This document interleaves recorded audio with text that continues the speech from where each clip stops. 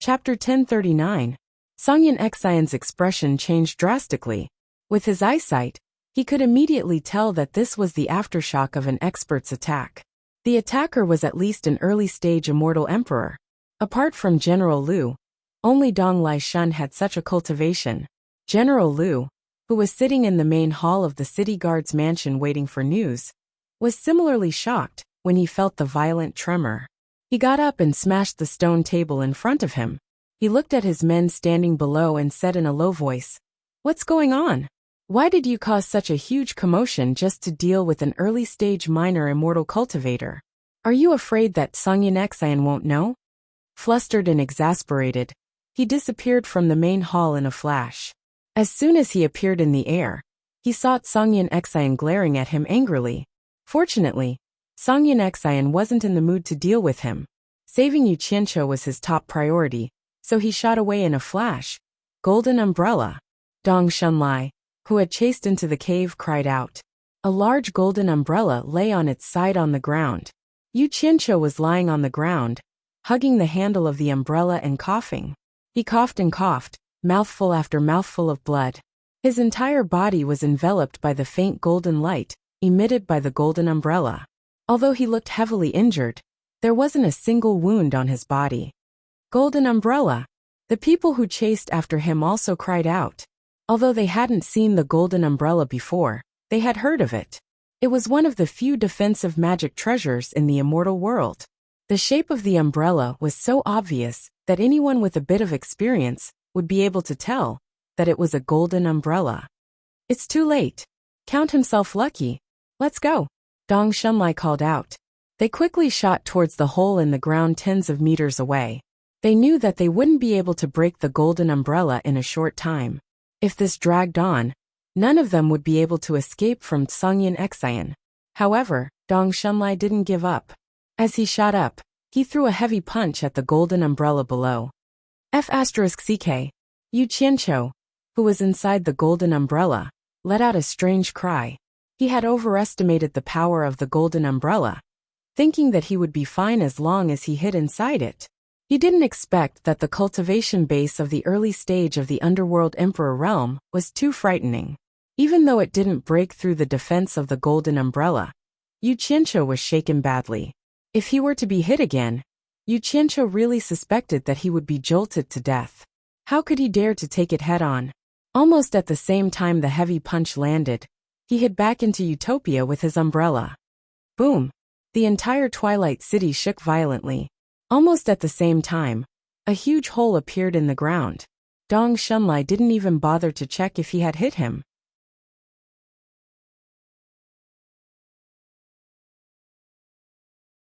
Just as he was about to escape into the sky, a mournful cry suddenly erupted from the large hole that had been blasted open. Songyan Exion. F***ck your ancestors, they want to run. Stop them for your father. Don't let a single one of them escape. Although the voice came from underground, the hysterical anger had faintly penetrated the ground. Everyone outside could hear it clearly.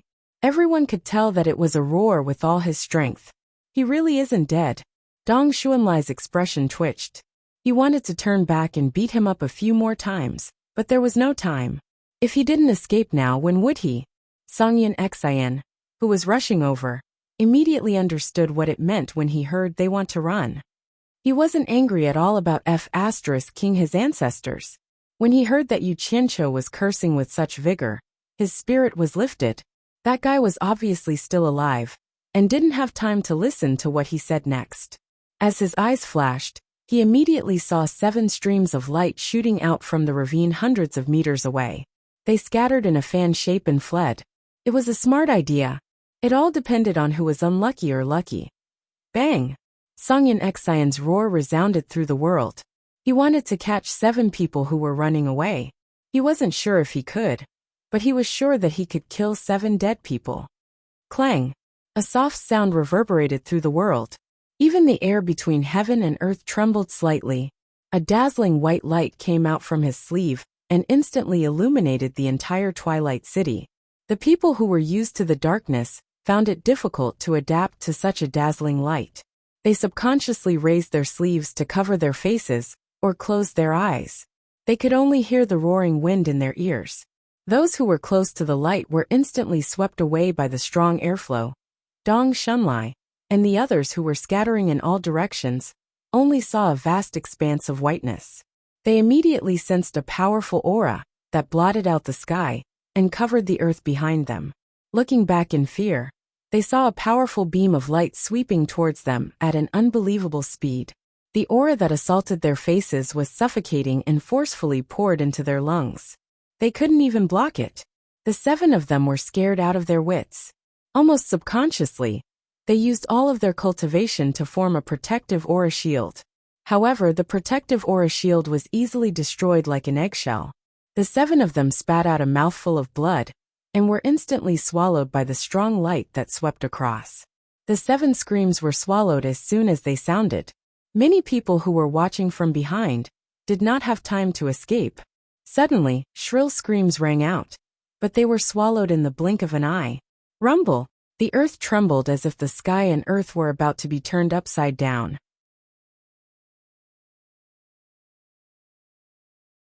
When the strong light disappeared, the world returned to calm. The people who were hiding in the air slowly opened their eyes and suddenly became dumbfounded. Half of Twilight City, which covered an area of dozens of miles, had collapsed starting from near the central square. Especially in the direction where Songyan Xian was facing. 1/3 of the city walls that were spread out in a fan shape were instantly smashed into powder. Not even a complete stone could be seen. On both sides of the fan shape were large collapsed houses. Dozens of mountains dozens of miles away had been razed to the ground. Smoke filled the air for a long time. Song Yunxin floated silently in the air, silently adjusting his aura. Pulling out the sword had consumed a lot of his cultivation base. He stared coldly in front of him, his right hand holding the sword horizontally in a slanted manner. This sword was not like an ordinary flying sword. The blade was longer and wider, and the temperature seemed to be very high. It was enshrouded in a dense white mist that curled up and dissipated. Finally, the blade slowly turned from white to clear, like a pool of autumn water.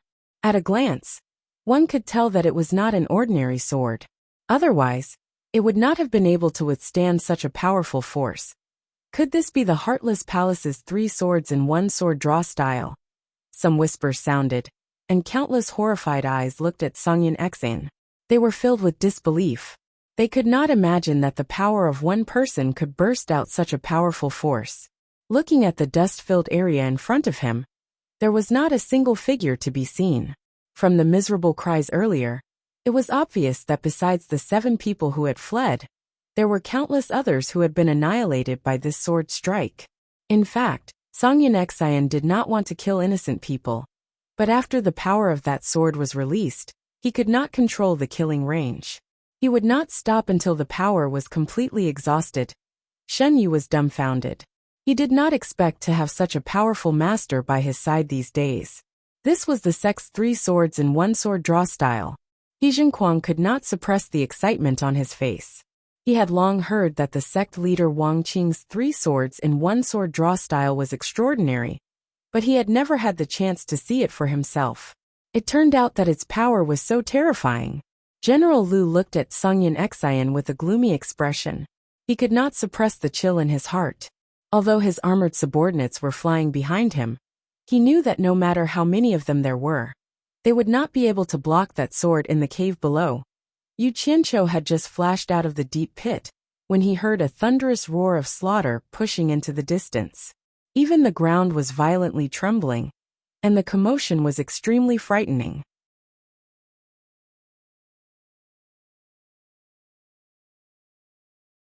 When the commotion completely disappeared, he discovered that more than half of his body had been buried by the collapsed soil. He quickly flashed out, rubbed his chest, and coughed out another mouthful of blood.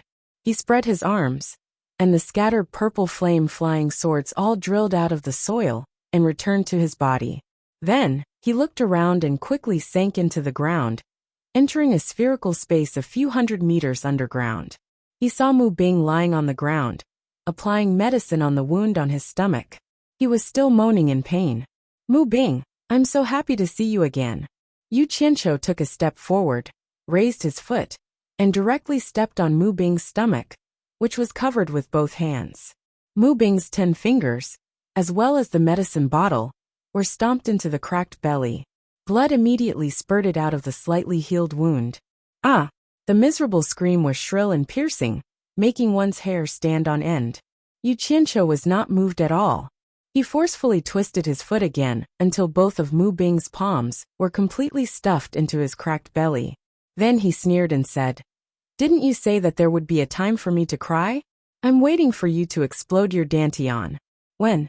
Mu Bing was in so much pain that he could not catch his breath. How could he have the guts to destroy his body and soul? He looked at Yu Qianqiu in horror, gasping for breath, and said, "Yu Qianqiu, spare me as long as you let me go. I'll do anything in the future. With Wu Xiong's help. No one in the immortal world will dare to touch you. Who does Wu Xiong think he is?" Yu Qianqiu laughed coldly. His right hand pulled out a long sword made of azure fire.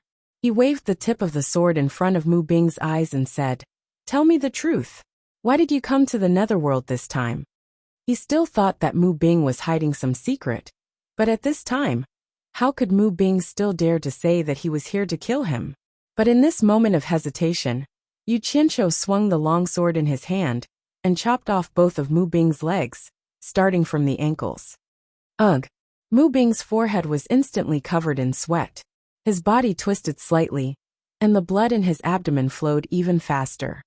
"Still talking back to me?" Yu Qianqiu sneered and swung the long sword in his hand again, chopping off 2 more legs from the knees. "Ah!" Mu Bing screamed and replied impatiently, "Kill you, hunt you down. I came to hunt you down." "Hunt me down? You think you can find so many netherworld experts to hunt me down?" Yu Qianqiu moved the sword in his hand, and the tip hovered over Mu Bing's eyes. He said indifferently, "Without Wu Xiong's support, you wouldn't have been able to find so many netherworld experts to help you. Wu Xiong wouldn't go against the immortal emperor just to kill me, right? If you don't tell me the truth, I'll gouge out one of your eyeballs. Do you believe me?"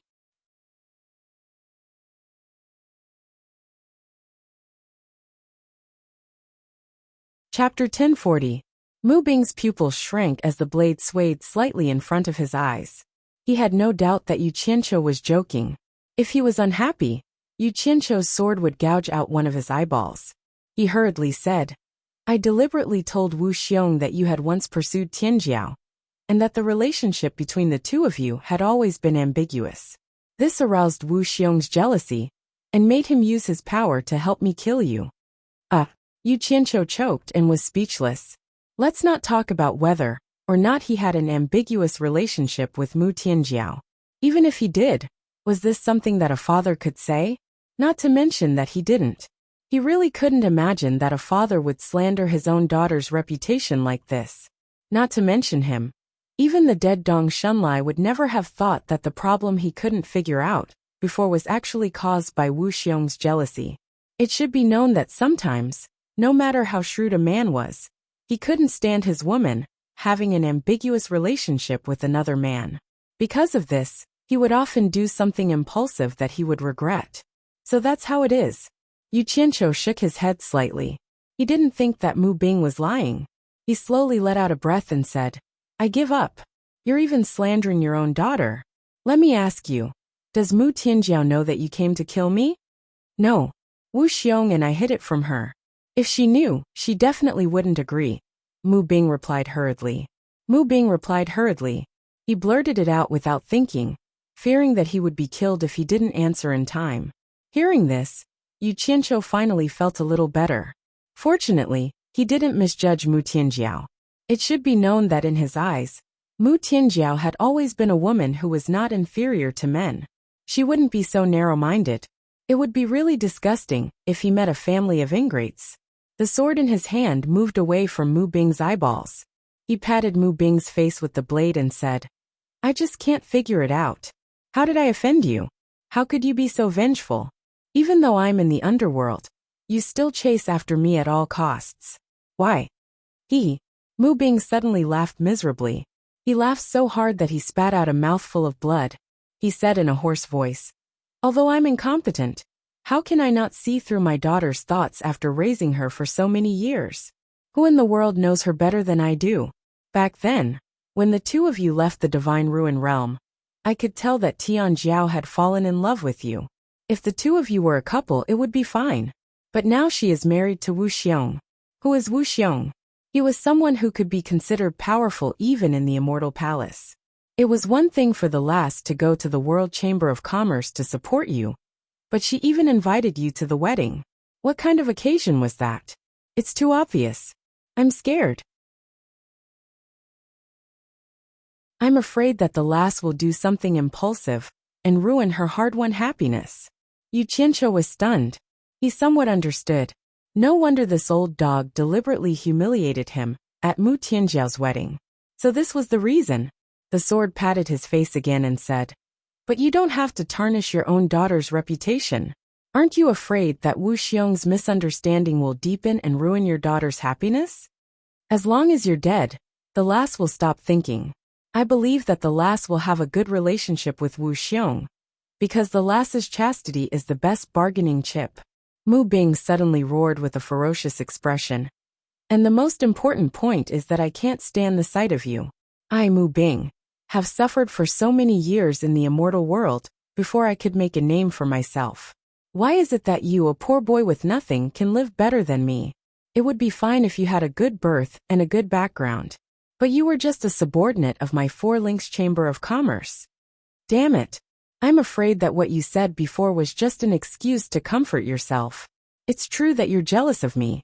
You dog, who do you think you are to compare yourself with me? Who asked you to be so arrogant?" Mu Bing's right eyeball flew out with a flick of the sword in his hand. "Who asked you to look down on me?" The sword in his hand flicked again, and Mu Bing's left eyeball popped out again. "Ah, Yu Qianqiu, you." Before Mu Bing could finish roaring in pain, Yu Qianqiu stabbed his sword into his mouth and chewed his tongue. He sneered and said, "Who asked you to shout at me?" Mu Bing's head tilted, and he fainted from the pain. Just as Yu Qianqiu pulled out his sword, he suddenly heard someone shouting, "Yu Qianqiu, where are you?" He couldn't help but be stunned. He thought that it was Mu Bing, whose tongue had been chewed up, who was talking. After listening carefully, he realized that it was Ash Gray Cloud Xian's voice. He immediately looked up and muttered, "This old man has such a good voice. I can still hear him, even though I'm hiding so deep underground." With a swing of the sword in his hand, he chopped off the head of the unconscious Mu Bing. Then, he put away the blue fire flying sword and bent down to grab the bun on Mu Bing's head. Then he quickly burrowed into the soil above his head. Ash Gray Cloud Xian, who had already burrowed into the half-collapsed underground cave, shouted frantically. He was cleaning up the collapsed area while searching for Yu Qianqiu. He had clearly heard Yu Qianqiu's scolding voice earlier. So why wasn't there any reaction now? If Yu Qianqiu died, he would have to prepare to hide in the netherworld and escape for his life. He wouldn't be able to return to the immortal realm for the rest of his life. Not only would he have to pay back the Passionless Palace, he would also have to face the constant pursuit. How he wished that Yu Qianqiu would scold him again. It didn't matter how vicious the scolding was, as long as he wasn't dead. Suddenly, Ash Gray Cloud Xian's sharp divine sense detected some movement in the collapsed area in front of him. He was delighted to see Yu Qianqiu bursting out from the ground, holding a bloody head in his hand. It was Mu Bing's. Ash Gray Cloud Xian quickly suppressed the pleasant surprise on his face, and said with a cold expression, "Did you kill Mu Bing?" However, he was astonished inwardly. Even after being attacked by several meditation practitioners, including a Netherworld Emperor at the preliminary stage, they still couldn't kill him. It was a miracle that this guy was still alive. Half of Yu Qianqiu's body was covered in blood. He shook the head in his hand and said with a cold smile, "Do you think he came for me? You are very wrong. I have just interrogated him. The person he wanted to kill is indeed me, but it was Wu Xiong who played tricks behind the scenes. The real target is your Heartless Palace. I don't know how your Heartless Palace offended Wu Xiong. Damn it. He wanted to kill me to use the powerful force of the Immortal Palace to eradicate your Heartless Palace. I am so unlucky. If I knew this would happen, I wouldn't have asked the Heartless Palace to protect me. Don't talk nonsense here. Do you think I will believe your provocation? Ash Gray Cloud Exine was shocked, but he still said coldly, "It is you who offended Mu Bing. Mu Bing is here for revenge. Touch your conscience when you say this." Yu Qianqiu patted his chest and lifted Mu Bing's head. He sneered, "Let's not talk about the others. Do you think he can find an early-stage underworld emperor to help him? In fact, you know that Wu Xiong is behind this. Without Wu Xiong's support, it is still a question whether he can come to Twilight City." Ash Gray Cloud Exine didn't care. "You have the Immortal Emperor's decree on you. Wu Xiong doesn't have the guts to oppose the Immortal Emperor." "That's right. Although Mu Bing has confessed, I don't understand what you said. Wu Xiong is a member of the Immortal Palace. Why would he take the lead to oppose the Immortal Emperor? Could it be that he was tired of living? I don't get it. Yu Qianqiu shook his head. Suddenly, he was startled and revealed a suspicious expression. "I say, old Ash Gray, do you think the Immortal Palace doesn't want your heartless palace to grow, so they sent me here to compose a song? In reality, it was all planned. They just wanted to sacrifice me to find an excuse to take care of the heartless palace in the open." Ash Gray Cloud Exine couldn't hide the shock in his eyes. He even suspected that the Immortal Palace was aware of Sect Master Wang Qing's secret, so they planned this. However, he thought of a suspicious point and calmed down in the blink of an eye. He snorted, "Don't try to sow discord here. You were the one who wanted me to protect you. So the Immortal Palace gave the decree to the Heartless Palace. Could it be that you have already colluded with the Immortal Palace, and even sacrificed your life to be loyal to the Immortal Palace? It would have been fine if you didn't say it, but I'm even more suspicious now." Yu Qianqiu rubbed his blood-stained chin. "You know about the Great Bright Wheel, right? What does this have to do with the Great Bright Wheel?" Ash Gray Cloud Exine squinted his eyes and asked.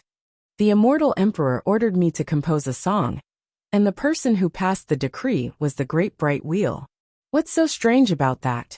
The Great Bright Wheel is in charge of the Immortal World Commerce Alliance, and the illusionary Immortal City is his territory. Your World Commerce Alliance is in his territory, so it's normal to find him to pass the decree," Ash Gray Cloud Exine said calmly. "That's normal, but now that I think about it, the most abnormal thing is that he was the one who asked me to come out to collect new things. When I was worried that we would become enemies, and that you would secretly plot against me, he suggested that I find you to protect me. He said that you have mastered the Heartless Palace's 3 swords into 1 sword drawing style. With your protection, few people in the world can touch me, so it's definitely safe." Yu Qianqiu put his head behind his back and said suspiciously, "And I was worried that you wouldn't agree, but he told me to find you first. If you didn't agree, he would think of a way to ask for a decree from the Immortal Palace, and have the Heartless Palace's Sect Master Wang Qing pressure you. At that time, you would have no choice but to agree. Because he is friends with Yin Peng and Wei Chuanqiu, I believed him. You know what happened next?" Ash Gray Cloud Exine was shocked when he heard this, and he gritted his teeth as he muttered to himself. "So this was all a trap that was already planned. F***CK. I only realized it now. I clearly knew that if I begged you, you definitely wouldn't agree to protect me, but I was still foolishly tricked by him to find you, thinking that I could disgust you. Now that I think about it, the advantage of doing this is to get rid of their suspicion. It's easy to announce to the public that I begged you but couldn't, so I begged the Immortal Palace. And for the Immortal Emperor's wedding, the Immortal Palace had no choice but to fulfill my request and send a decree to the Heartless Palace."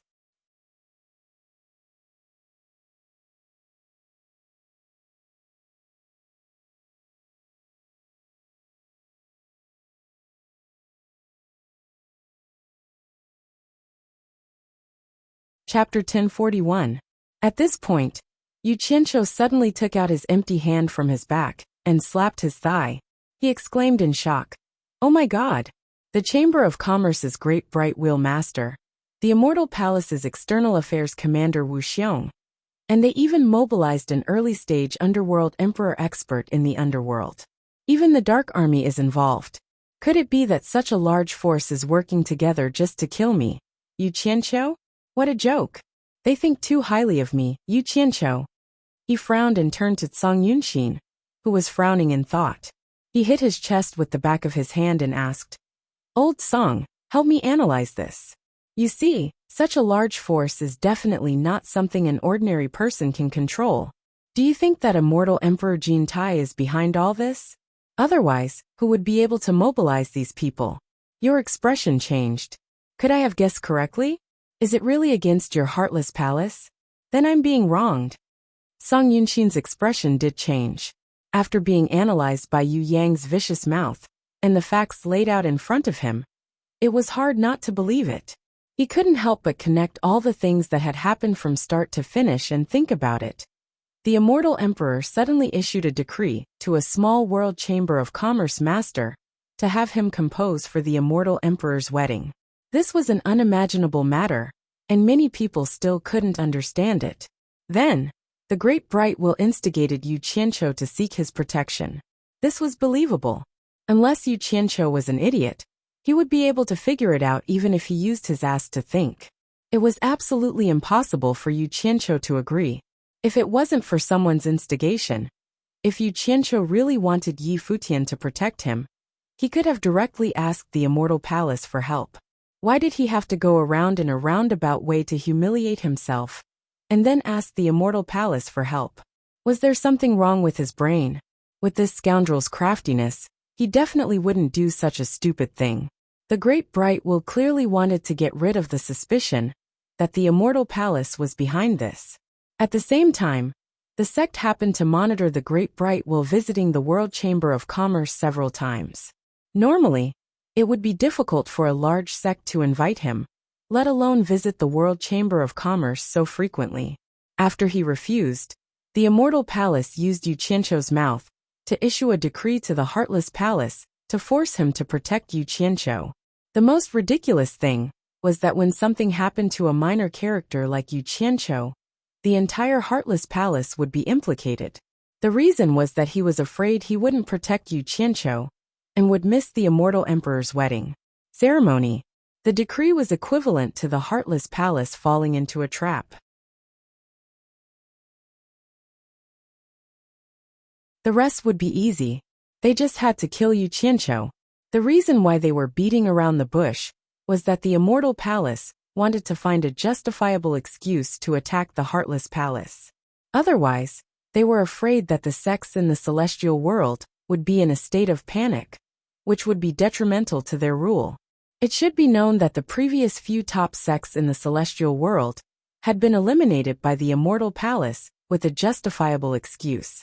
The higher-ups of the Heartless Palace, led by sect master Wang Qing, had already expected this. However, they didn't expect it to be this fast. The immortal palace was already prepared to act. Hee. Looks like I've really been implicated by the Heartless Palace. Yu Qianqiu stared at Grey Cloud Xian and gritted his teeth. In his heart, he was secretly apologizing to Great Bright Luan. In order to increase his credibility, he hoped that Great Bright Luan would understand. At the same time, he felt that Great Bright Luan should be able to understand. Anyway, now that things had come to this, he understood that he wasn't just Grey Cloud Xian's enemy. The Heartless Palace wouldn't let him go either. Thus, he took this opportunity to provoke the Heartless Palace. If he could force the Heartless Palace to rebel, then the Immortal Palace would help him take care of this troublesome matter. The Heartless Palace wouldn't just sit and wait for death. They were a bunch of powerful people. Implicated you? If I didn't save you, you'd be dead. Grey Cloud Xian quickly regained his composure. He didn't admit or deny that the Immortal Palace was targeting the Heartless Palace. He naturally wouldn't spread this kind of thing. Instead, he stared at Yu Qianqiu and sneered. You killed Wu Xiong's father-in-law. You should think about how to explain this to Wu Xiong. What do I have to explain to him? Who saw me kill Mu Bing? Yu Qianqiu raised Mu Bing's head and sneered. It was clearly those people from Dongshan who killed Mu Bing. Don't act like nothing happened. You and I both know the reason behind this. The Immortal Palace must also know that we killed him. Not only will framing me benefit, but it will also buy time for the Heartless Palace to prepare. As long as the cover isn't lifted, the Immortal Palace won't have a legitimate reason to act against the Heartless Palace. You should be thanking me. Although he said this, only he knew the real reason. Once the news of Mu Bing's death reached the immortal world, as long as Wu Xiong wasn't stupid, he should know that Wu Xiong dared to kill his father-in-law. Wu Xiong would naturally understand that Wu Xiong had something on him. If Wu Xiong still acted rashly, then he would try and see what the consequences would be if the immortal emperor found out. Wu Xiong should know which was more important. Currently, the one who posed the least threat was Wu Xiong. Hearing this, Songyan Xian's eyes flickered. Although he didn't say anything, he understood that at the moment, this was indeed the best way to prevent the immortal palace from directly acting against the heartless palace. Just as Yu Qianqiu said, it could delay the outbreak of the crisis and allow the heartless palace to make more preparations. After letting out a slight sigh, he looked at Yu Qianqiu, whose chest and mouth were covered in blood. He frowned slightly and said, "You're injured like this, are you all right?" To him, Yu Qianqiu couldn't have anything happen to Yu Qianqiu, especially after he thought he knew the truth about the immortal palace targeting the heartless palace. Yu Qianqiu touched the blood scab on his chin and smiled sheepishly. "It's not the first time I've been injured. Injuries, I get used to them. I recover quickly. I'm almost healed." Songyan Xian was stunned. He looked him up and down with some disbelief. Anyone who was beaten to the point of vomiting so much blood, how could they recover so quickly? Seeing that he didn't believe him, Yu Qianqiu didn't want to reveal the miraculous effects of the golden bead to him. He quickly shook the head in his hand and changed the topic. "Let's go. It's time to let the people outside know the truth." He flashed towards the exit, and Songyan Xian followed. After the two of them flashed out of the ground, Yu Qianqiu flew directly to the broken statue standing in the center of Twilight City, ignoring the surprised and doubtful gazes around him. He landed on the top of the giant statue, looked around, and immediately stared speechlessly at the ruins of half of the city. After a while, he tilted his head and looked at Songyan Xian, who had landed beside him. He guessed that this old man had pulled out that shocking sword to scare people again. Withdrawing his gaze from Songyan Xian, he raised the head in his hand to the crowd and shouted at General Liu. "General Liu, your men colluded with Dong Shunlai and the others to kill the people of the immortal world. The heads are here. How do you explain that?" "Humph. Ridiculous. Who can testify to that?" General Liu gritted his teeth and said, "I suspect that you were the one who killed him and framed my men." "Liu," Songyan Xian shouted coldly. His right hand touched the storage bracelet on his left wrist. He took a step forward and said, "You took Mu Bing and the others out of the prison ahead of time, and Yu Qianqiu was locked in a cage by you. I only rescued him from the cage just now. How did he kill Mu Bing? Although the 7 criminals have already been killed by my sword, their frantic escape is obvious to everyone. Don't tell me you still want to lie through your teeth? Justice is clear. If you dare to brazenly accuse others, I, Songyan Xian, will not let you off even if I have to die." Yu Qianqiu was very pleased to hear this. His previous persuasion work hadn't been in vain. This was the first time that this old man had taken the initiative to cooperate with him. Furthermore, his reasoning was so reasonable and well-founded that Yu Qianqiu's suspicions were cleared. Now no one would believe that he was the culprit except for the mastermind behind the scenes. However, General Liu was one of the masterminds behind the scenes. He naturally knew that no one else could have killed Mu Bing. There was no one else but Yu Qianqiu. However, the inside story could not be made public. Moreover, Songyan Xian was clearly threatening him, so he could only suffer in silence.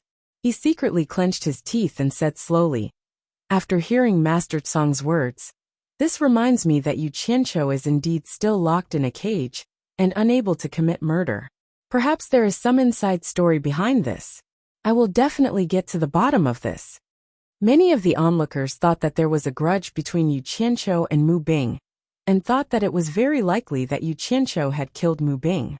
However, even General Liu said that Yu Qianqiu could not commit murder while locked in a cage, so they immediately dispelled this idea. For a moment, they began to wonder if the Onyx army had colluded with outsiders to commit murder. But why? Songyan Xian snorted coldly and said nothing more. Both sides knew that this matter would be investigated, but there was no time limit at all. It would definitely be investigated until the end. However, neither he nor Yu Qianqiu wanted to be entangled in this matter, as long as they were not implicated. Master Tsang, General Liu, who was floating in the air ahead, suddenly spoke again. In addition to the 7 murderers who were killed, more than half of Twilight City has been destroyed, and so many cultivators of the immortal and netherworld have been killed by you. Although it was an unintentional mistake, this is my territory. How do you expect me to explain to my superiors that such a big thing has happened? Sungyin Xian immediately narrowed his eyes and stared at him. It was obvious that the other party had suffered a loss just now, and was now looking for trouble. In the immortal and netherworld, it had always been the strong who had the final say.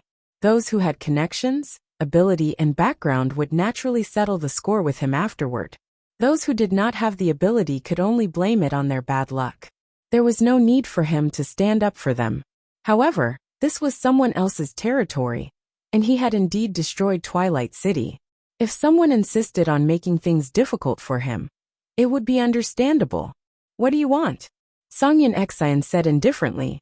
General Liu glanced at Yu Qianqiu meaningfully, and then replied, Master Tsang, it was an unintentional mistake, but I dare not make the decision on my own. I have to report back to my superiors and wait for their instructions before making a decision.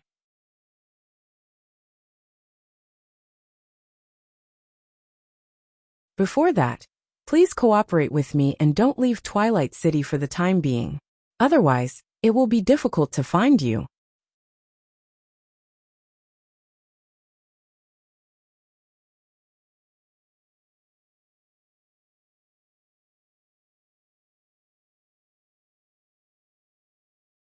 Chapter 1042. As he said this, the thousands of soldiers of the Onyx army behind him slowly formed a battle formation and floated in the air. This was a blatant threat. Previously, Sungyin Xian had threatened him, so he immediately retaliated. In fact, he did not want to threaten Sungyin Xian. Who knew if Sungyin Xian would attack him? That was a matter of life and death. However, if he did not regain his lost face, he would not only lose his own face, but also the face of the entire Onyx army. He could not afford to bear such a heavy responsibility. Of course, there was another reason. Yu Qianqiu secretly cursed. What did Sungyin Xian killing people and destroying Twilight City have to do with him? He immediately guessed the intention of General Liu. The other party obviously saw that the assassination attempt on him had failed. With Sungyin Xian present, it would not be good for him to act on his own. He needed to ask for instructions on how to proceed next, so he left him behind. The night wind blew like a tide, and the sound of waves in the distance was faint. The two standing on the high afterimage looked at each other. It was not difficult to force their way out of the encirclement of the Onyx army, but the consequences were serious. This was tantamount to going against the entire Onyx army of the underworld. At this point, they could only take one step at a time.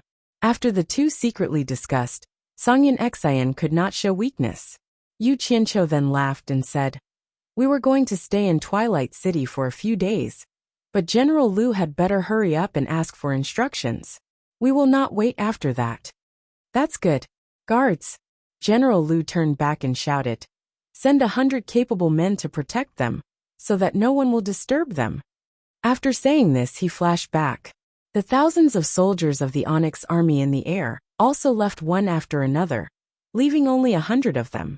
Everyone knew that the protection was fake, but the surveillance was real.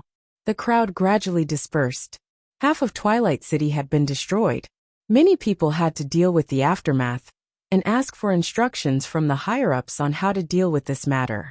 Of course, it was not that everyone had no temper, but because Sungyin Xian's sword was too terrifying. Otherwise, Sungyin Xian would have been surrounded and beaten up. Old Song, the Hidden Dragon Manor's territory seems to have been destroyed by you. Where should we go? Yu Qianqiu looked around the ruins and smiled bitterly. Old Song, it seems like you've destroyed the Hidden Dragon Manor's territory. Speak of the devil. Ding Xiang, who was in a sorry state, flew over and stood in front of the two. He stared at Sungyin Xian and said through gritted teeth, Sungyin Xian, nearly half of my disciples died under your sword. Even I almost lost my life. How do you explain this? He was relatively unlucky, because he did not want to get involved in the matters of these two people. He did not come out to watch the show for fear of being implicated. In the end, he was almost killed by a single sword strike from Sungyin Xian. Fortunately, he was lucky enough to escape. It wasn't that he felt sorry for his dead disciples, but that he wanted to vent his anger. You are also clear about the matter. It is useless for me to explain. If there is anything, you can ask your hidden dragon villa to discuss it with my heartless palace. I don't have time to talk to you endlessly. If you continue to be so long-winded, I don't mind killing one more. Sungyin Xian snorted coldly and revealed his dominance. Ding Xiang immediately lost his temper. At the side, Yu Qianqiu looked at Ding Xiang and chuckled. He thought to himself, aren't you looking for trouble for yourself? He Zhenkuang and Xin Yu quickly flew over. He Zhenkuang's face was abnormally excited. He did not feel a headache because Sungyin Xian had caused trouble. Instead, he cupped his hands respectfully and said, High Priest, I have already ordered my disciples to clean up the rooms. There are too many people here. Why don't you come to our place to rest? The Heartless Palace's business was located in the opposite direction of the destroyed area, so it was fine. They could only do this. Under He Zhenkuang's lead, the few of them quickly flew to the Heartless Palace's business. Ding Xiang, who was in a sorry state, was left speechless. Around the Heartless Palace's business, the hundreds of soldiers of the Dark Underworld Army were blatantly monitoring the surroundings. After He Zhenkuang personally arranged their accommodations, Sungyin Xian took the opportunity when Yu Qianqiu led Xin Yu to check the living environment to signal He Zhenkuang. The two of them were about to leave when Yu Qianqiu, who was strolling around with his hands behind his back, looked back and smiled. He had roughly guessed what Sungyin Xian was going to do. He immediately shouted, Elder He, please wait. The two of them stopped and turned around. He Zhenkuang smiled in confusion and said, What orders does sect leader you have?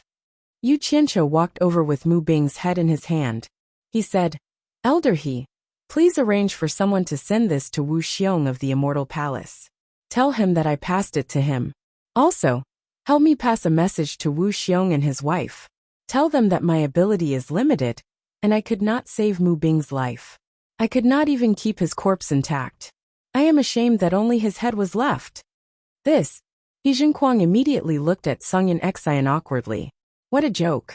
How could he interfere in something like this? Sungyin Xian fell silent for a moment.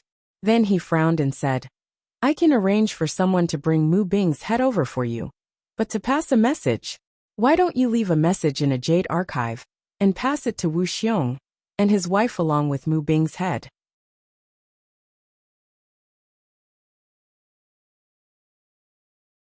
Yu Qianqiu understood He Zhenkuang's concerns. He chuckled and took out a jade archive. He wrote a few words on it, then passed it to He Zhenkuang along with Mu Bing's head. Since Sungyin Xian had instructed him to do so, He Zhenkuang could only reluctantly accept these two items. Inside the secret chamber of Unrequited Love Palace's branch, Sungyin Xian solemnly laid down a soundproof enchantment the moment he entered. Then he took out a jade archive. After some thought, he wrote quite a few things on it. After he was done, he carefully checked it a few times. Then, he added a special restriction of Unrequited Love Palace onto the jade archive. He Zhenkuang's eyelids twitched. He knew that this restriction was a self-destruct restriction. If someone didn't know how to undo it and forcefully opened it, the contents of the jade archive would immediately self-destruct. Even he, an elder, wouldn't be able to undo it. Sungyin Xian handed the jade archive over and said in a deep voice, Bring some people with you and return to the immortal realm immediately. You must personally deliver this jade archive to the sect master. Remember, it can only be handed over to the sect master. It cannot fall into anyone else's hands.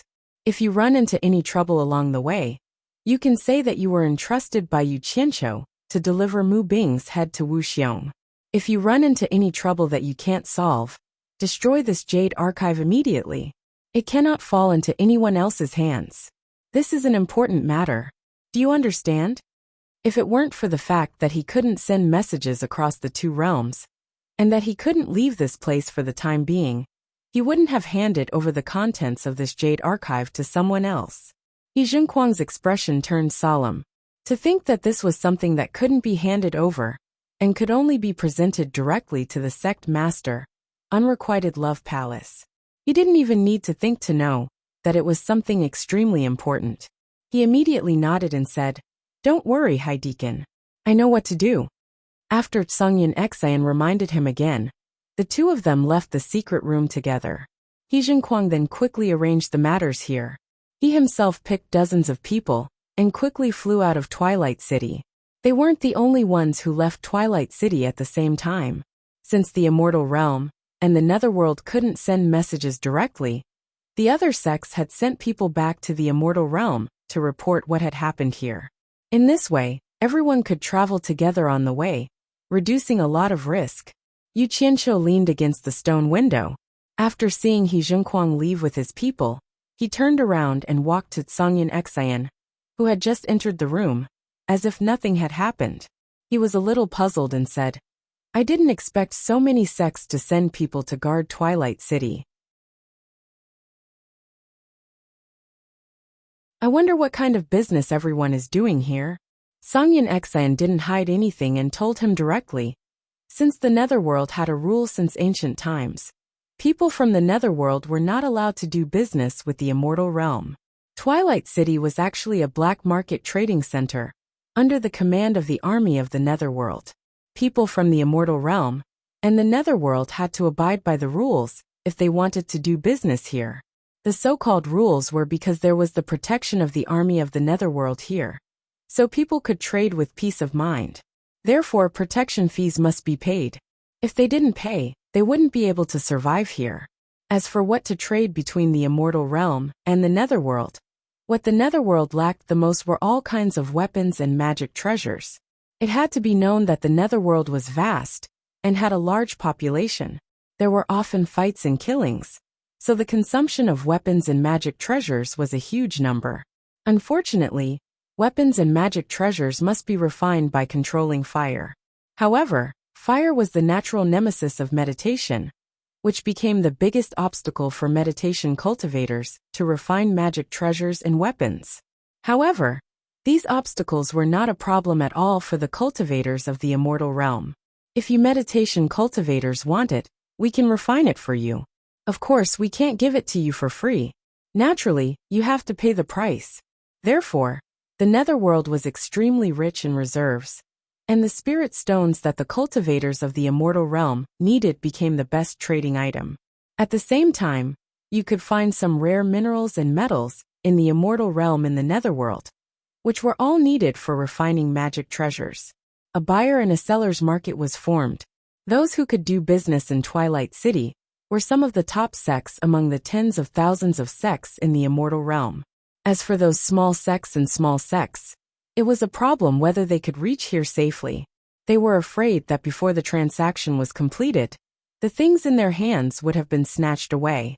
Therefore, those small sects and small merchants only dared to look for business opportunities not too far from the entrance to the Netherworld. But then again, the small sects and small chambers of commerce almost didn't have anything good in their hands. The various forces in the Netherworld didn't care about their things, and the rich reserves of spirit stone mines in the Netherworld were mostly controlled by the various forces. Those small sects could only find some scattered small forces or loose cultivators to do business with. This was a vicious cycle. So that's how it is. Yu Qianqiu nodded slowly and frowned. If that's the case, wouldn't the big refining sects in the Immortal Realm, such as the mythical Fire Palace, make a fortune? Songyun Xian couldn't help but sneer. Making a fortune depends on one's ability. As long as the mythical Fire Palace has the guts to eat it alone, no one will say anything. Yu Qianqiu was startled and thought about it.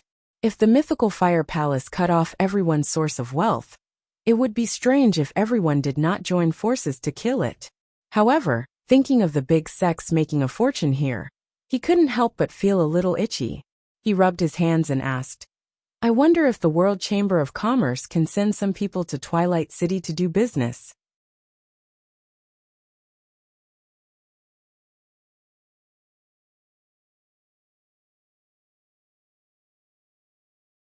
Chapter 1043. There's nothing you can't do, as long as you have the ability to settle any trouble in the underworld. But, Songyin Exine looked out the window and said lightly, you should think of a way to get through this first. Hearing this, Yu Qianqiu's heart immediately stopped itching. His expression twitched. He wasn't afraid of trouble, but he couldn't make a fortune here if he didn't settle the trouble with the Onyx army. After all, this was the territory of the Onyx army, and a powerful dragon couldn't suppress a local snake. When he was imprisoned, he thought that he didn't have to worry about the Great Ming Wheel's owner token. He could ask the supreme commander of the Onyx army, Madame Heiqi, for help. But now, it seemed that he didn't know if Madame Heiqi had intervened in this matter, so he couldn't rush to take out the Great Ming Wheel's owner token. However, he had to solve this problem. First, he had to continue looking for Bai Changchun in the underworld. Even if he didn't look for Bai Changchun, he couldn't never come to the underworld again. Suddenly, Yu Qianqiu's eyes lit up. He suddenly remembered the woman with half her face covered by a black veil. He remembered that the underworld saintess had given Yu Ji a token, saying that it could help her when she was in trouble. He wondered if it was true or not. Old Song, have you heard of the underworld saintess? Yu Qianqiu asked as he rubbed his chin. Songyin Exine and Shen Yu looked at him almost at the same time, their expressions a little stunned. Songyin Exine asked suspiciously, the underworld saintess? I've heard of her, but no one has seen her before. It's said that this woman has always lived in seclusion, and is even more mysterious than the emperor of the underworld Bai Qi. She has a very high status in the underworld royal palace. Why are you asking about her? Don't tell me you know the underworld saintess. Shen Yu also looked suspicious. I really do know her. Yu Qianqiu shrugged at the two non-committally. It was fine as long as he confirmed that the underworld saintess was as powerful as she said. He changed the topic. After a while, he suddenly asked Songyin Exine mysteriously, do you have a secluded place that I can borrow? The kind where I won't be disturbed? What for? Songyin Exine was puzzled. Why are you asking so many questions? I have my own uses for it. Yu Qianqiu said mysteriously. Grey Cloud Exine looked slightly unhappy and said in a deep voice, follow me. After saying that, he walked out. Yu Qianqiu waved at Jiu Yu, indicating for him to follow. Songyin Exine led the two of them to the secret underground chamber. He wanted to see what Yu Qianqiu was up to. However, Yu Qianqiu said to him in a righteous tone, personal privacy. No peeking. Songyin Exine immediately flung his sleeves and walked out angrily. Shen Yu was very self-aware. He wanted to respect Yu Qianqiu's privacy, but Yu Qianqiu pointed at him and shouted, help me guard the door. Don't let anyone peek in. Shen Yu nodded and stood guard outside the door. Yu Qianqiu sealed the stone door of the underground chamber. After checking around the room, he suddenly disappeared inside. In the ghost realm of the human realm, under the gloomy clouds and the chilly wind, Yu Qianqiu suddenly appeared outside the Ghost King's hall. He strode towards the Ghost King's hall. The ghost cultivators guarding outside immediately knelt down in fear and trepidation to greet him. Before walking up the steps of the Ghost King's hall, Yu Ji and the rest were startled by the 3 words torture envoy. With Yu Ji leading the way, they all rushed outside to greet him. Rise! Yu Qianqiu raised his hand calmly at the crowd. He then pointed at Yu Ji and smiled. Come with me. The group of people slowly stood up with a respectful expression. Yes. Yu Ji followed behind Yu Qianqiu. The two of them walked up the steps in front of the Ghost King's hall and disappeared into the depths of the palace. After walking to the center of the hall, Yu Qianqiu stopped and looked around the Ghost King's hall. He found that it was still the same as before. There was no change at all. Yu Ji stood behind him and cupped her fists. Yu Ji awaits your orders? Yu Qianqiu turned around and looked at the beautiful lady in front of him. He could still vaguely remember the scene when they first met. He smiled. I'm here to borrow something from you. Do you still have the token that the underworld saintess gave you? Yuji was slightly startled. Then she quickly took out the black token, that was less than the size of a palm, from the storage bag at her waist, and handed it over with both hands. Yu Qianqiu took it and looked at it again. On one side was a cloud pattern, and on the other side was a mountain. There were 6 peaks on the mountain. The 5 peaks surrounded the highest peak in the center. There was a majestic palace in the middle. The material of the token seemed to be a very rare kind of wood. It was completely black. It was the token that he had seen in the past. In the past, Yu Qianqiu wouldn't have known what the palace on the command token meant. However, his current experience couldn't be compared to the past. After pondering for a moment, he faintly guessed that the palace guarded by the 5 peaks was probably the illustrious Nether Imperial Palace. I'll borrow it for a while. I'll return it to you when the time comes. Yu Qianqiu put it away with a smile. His eyes inadvertently glanced at the storage bag at her waist. He took out 2 storage bracelets and handed them to her. I won't lend it to you for free. These 2 bracelets can be used as rent. There are 10 storage spaces in each bracelet. They are more convenient and useful than storage bags. Yuji was startled again. She immediately bowed in fear.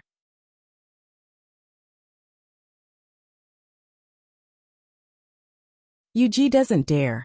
To her, the token was of no use at all. If it was not for the fact that Yu Qianqiu had mentioned it, she would have forgotten about it. Even if Yu Qianqiu asked for it, she would not feel anything. How would she dare to accept the rent from the torture envoy? Just take it.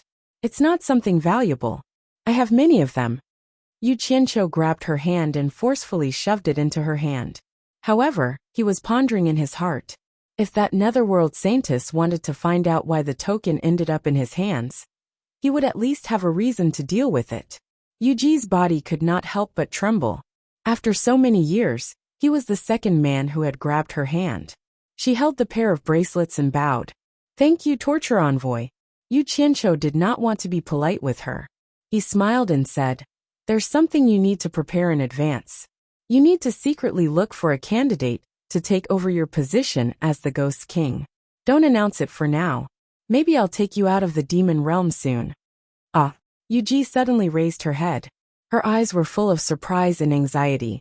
Most of all, she was confused about the unknown future. Don't think too much. I'm asking you to do something for me. Of course, this is just my temporary idea. We'll talk about it when the time comes. Yu Qianqiu smiled and waved his hand. All right. I still have something to do. Go ahead. Before Yuji could respectfully send him off, Yu Qianqiu had already disappeared from the hall. She could not help but stare at the pair of storage bracelets in her hand in a daze. Why did he give her bracelets? Did the torture envoy fall in love with her? Thinking about it, she felt relieved. Just now, she did not see any lust in the torture envoy's eyes. Moreover, with the power of the torture envoy, he could get any kind of woman he wanted with just a word. Obviously, she had thought too much. She then began to examine the 2 storage bracelets, and discovered that there really were 10 storage spaces within each bracelet. She was pleasantly surprised as she wore the bracelets on her wrists, and after comparing them, she discovered that they were indeed much more useful than storage pouches. The stone door of the secret chamber guarded by Jiuyu was pushed open with a rumble, and Yu Qianqiu walked out with a smile. Jiuyu turned around and looked at him in confusion. He had only gone in for such a short time, and he had already come out. He did not know what secret he was doing. The 2 of them walked up the stairs, leading to the underground secret chamber, and found that Songyan Xian was guarding outside with his hands behind his back. He looked at Yu Qianqiu with sparkling eyes. Yu Qianqiu smiled and said, Why are you looking at me like that? I've been thinking about a problem. You've been neglecting your work. The date of the immortal emperor's wedding is not far away.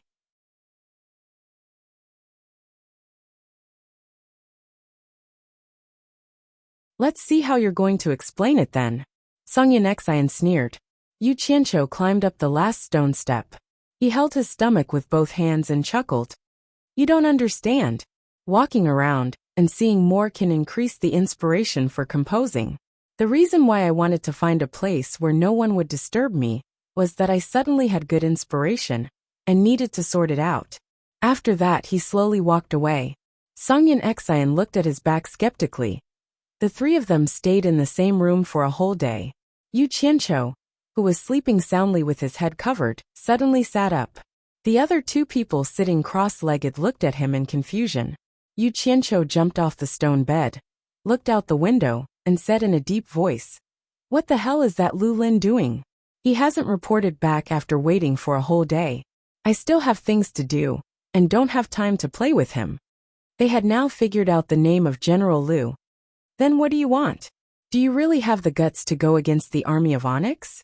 They don't care if you have the immortal emperor's Dharma body or not," Songyin Xian said disdainfully. "If a tiger doesn't show its might, you think I'm a sick cat. Let's go. Let's go find him." Yu Qianqiu strode outside. He was full of confidence now, and was just waiting for a chance to go crazy. He had waited patiently for a day, and would not wait another day. Songyin Xian wanted to stop him, and tell him not to be impulsive, but Yu Qianqiu had already flown into the sky. He hurriedly chased after him with Xinyu. "Stop!" A loud shout sounded.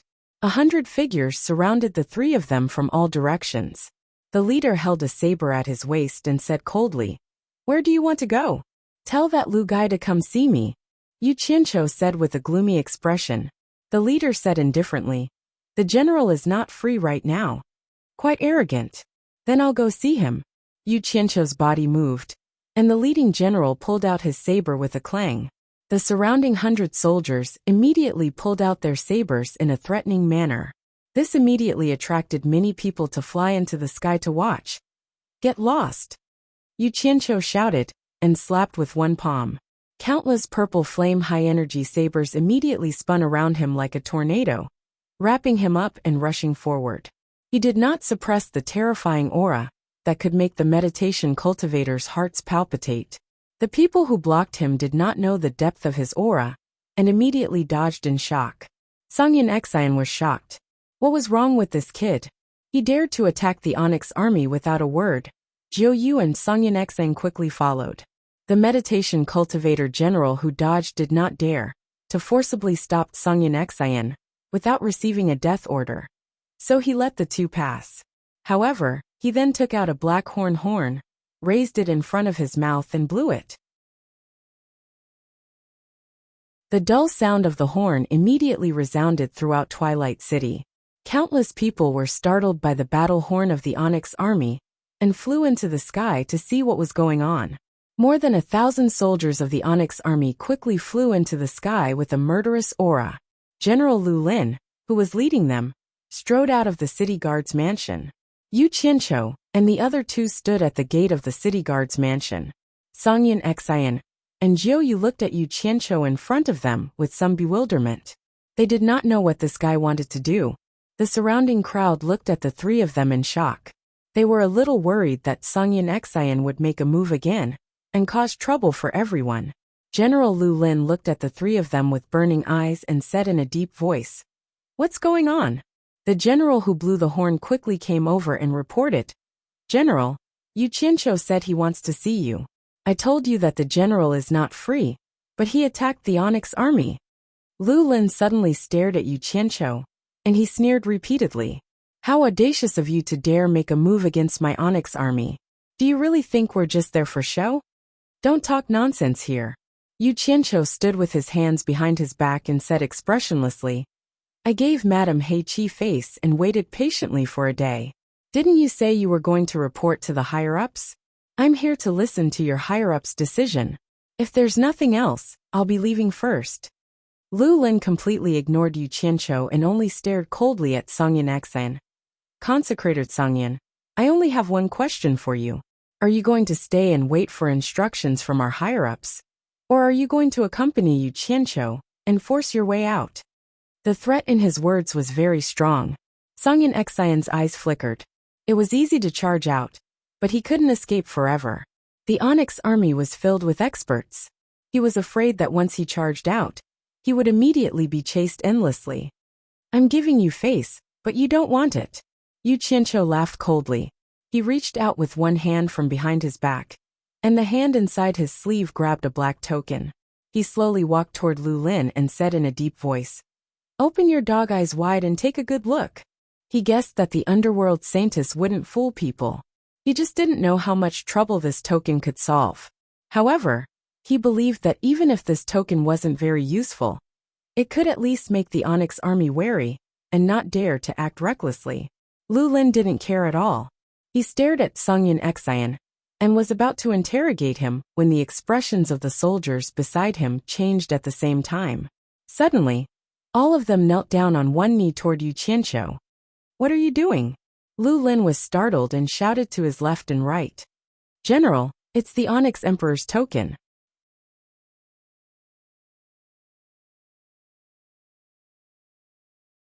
Someone beside him transmitted his voice in a trembling voice. When Yu Qianqiu saw the kneeling soldiers, he was immediately emboldened. He laughed coldly and said, "How audacious of you to disregard the token in my hand. I want to see how many heads you have." When Lu Lin's gaze shifted to the token in Yu Qianqiu's hand, he was immediately stunned by the pattern of 5 peaks surrounding and protecting the main peak. That was obviously the Onyx Emperor Mountain, especially the material of the token.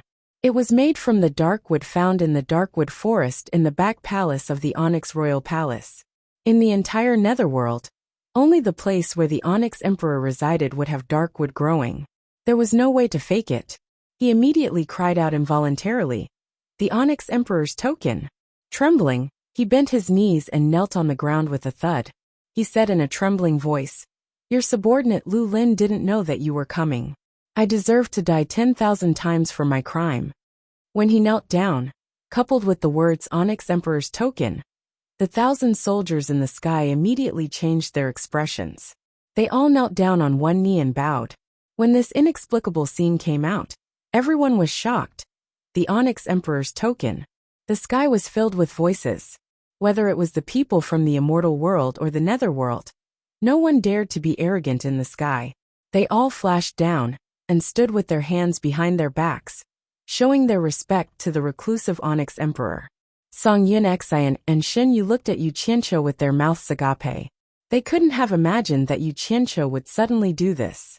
Yesterday, he was a prisoner of the Onyx army and was almost killed. Today, he made the insufferably arrogant Onyx army submit to him with a wave of his hand. The contrast was too great. The shock in Songyun Xian's heart was indescribable. This was the legendary Onyx Emperor's token that was personally carved by the Onyx Emperor.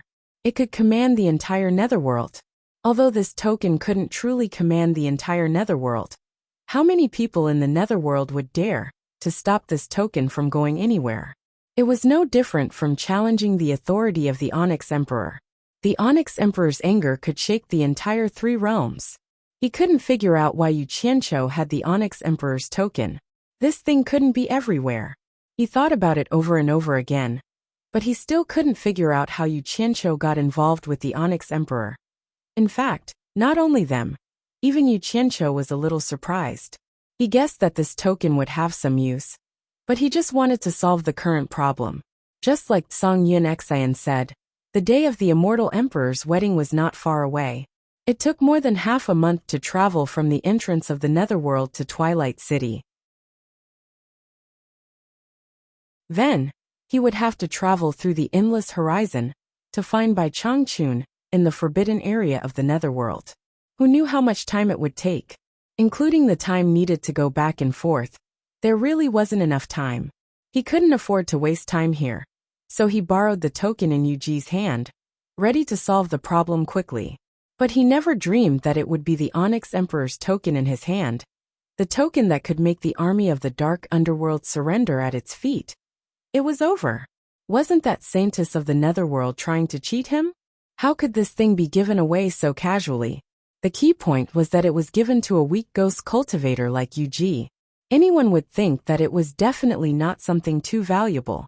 If it wasn't so, how could he take it out and cause such a big commotion? Yu Qianqiu smiled bitterly in his heart. At present, he had solved the problem quickly, but this token turned out to be the Onyx Emperor's token. Its power was a bit too much. Looking at the current situation, it was obvious that even an expert at the early stage of the Netherworld Emperor was trembling and kneeling at his feet. He was afraid that there would be more trouble in the future.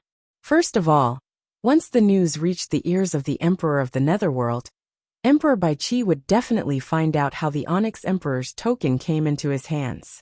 Maybe he would send people to arrest him. Even if the Emperor of the Netherworld let him go, the immortal Emperor Jin Tai would probably want to find out why he had the Onyx Emperor's token. This was big trouble, and it was very likely that he would lose his foothold in both the immortal world and the Netherworld.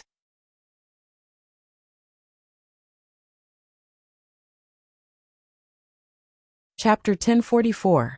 Yu Qianqiu slowly lowered his raised arm and put the token of the Underworld Emperor into his sleeve. He had 1,000 thoughts in his mind, but he looked calm on the surface as he walked toward the city guard mansion. When he passed by Lu Lin, he tilted his head and glanced at him, saying calmly, "Come with me." "Yes."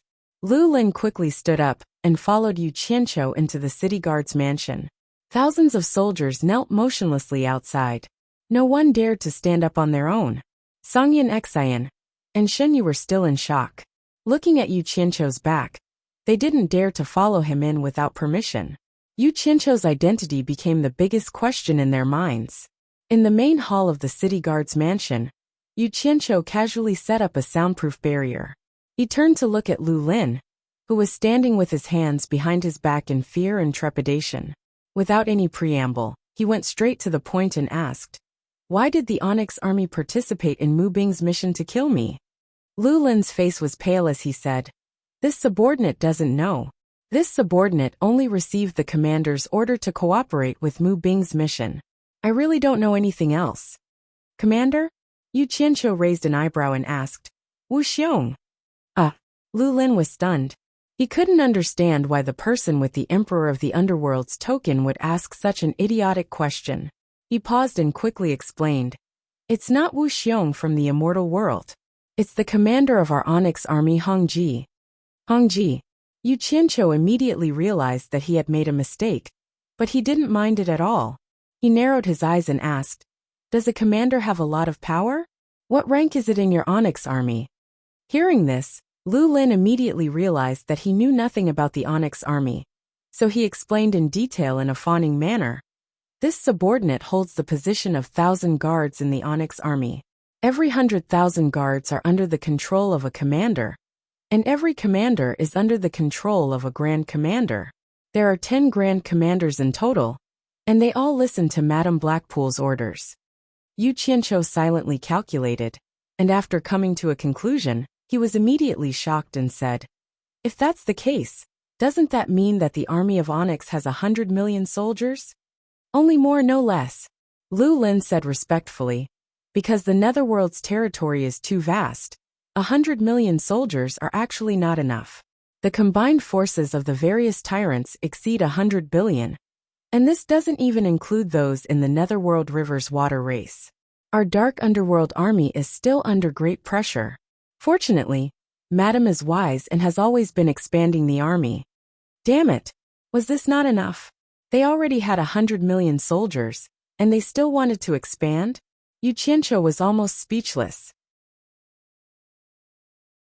He only had 1 million cultivators in the human world, and most of them were below the soul formation stage. Every soldier in the Onyx Army was at least a minor immortal. This Madame Blackpool's power was astonishing. But thinking about it, compared to the hundreds of billions of people under the Netherworld's tyrants, 100 million soldiers was indeed not a lot. Damn it!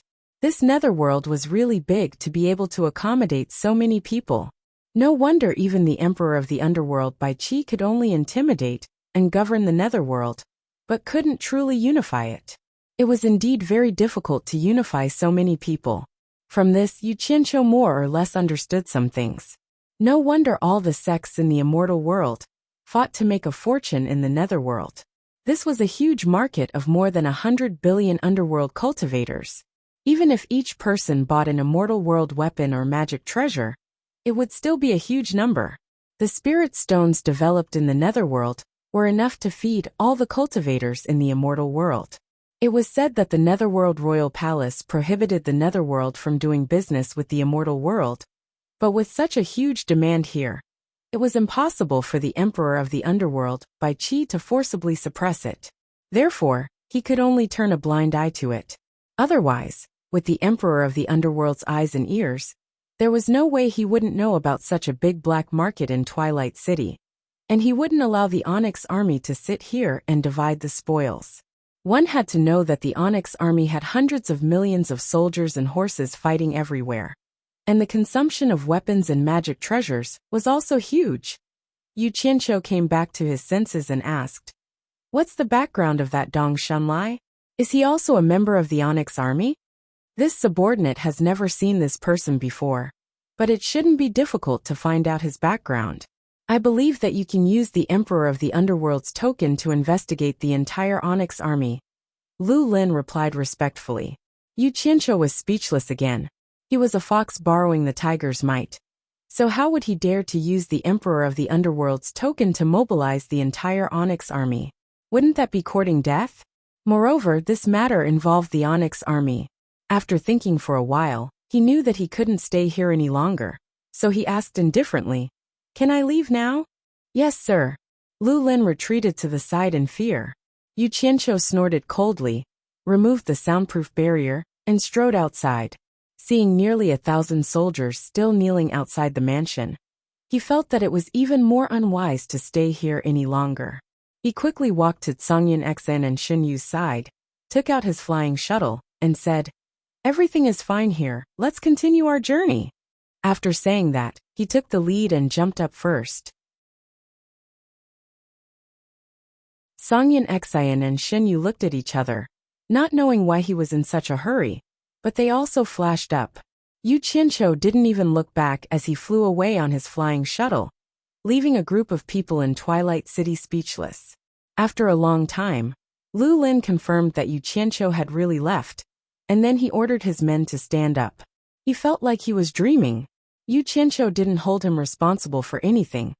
On the flying shuttle far away from Twilight City, Yu Qianqiu suddenly shouted, "Old Song, you drive, let's hurry up."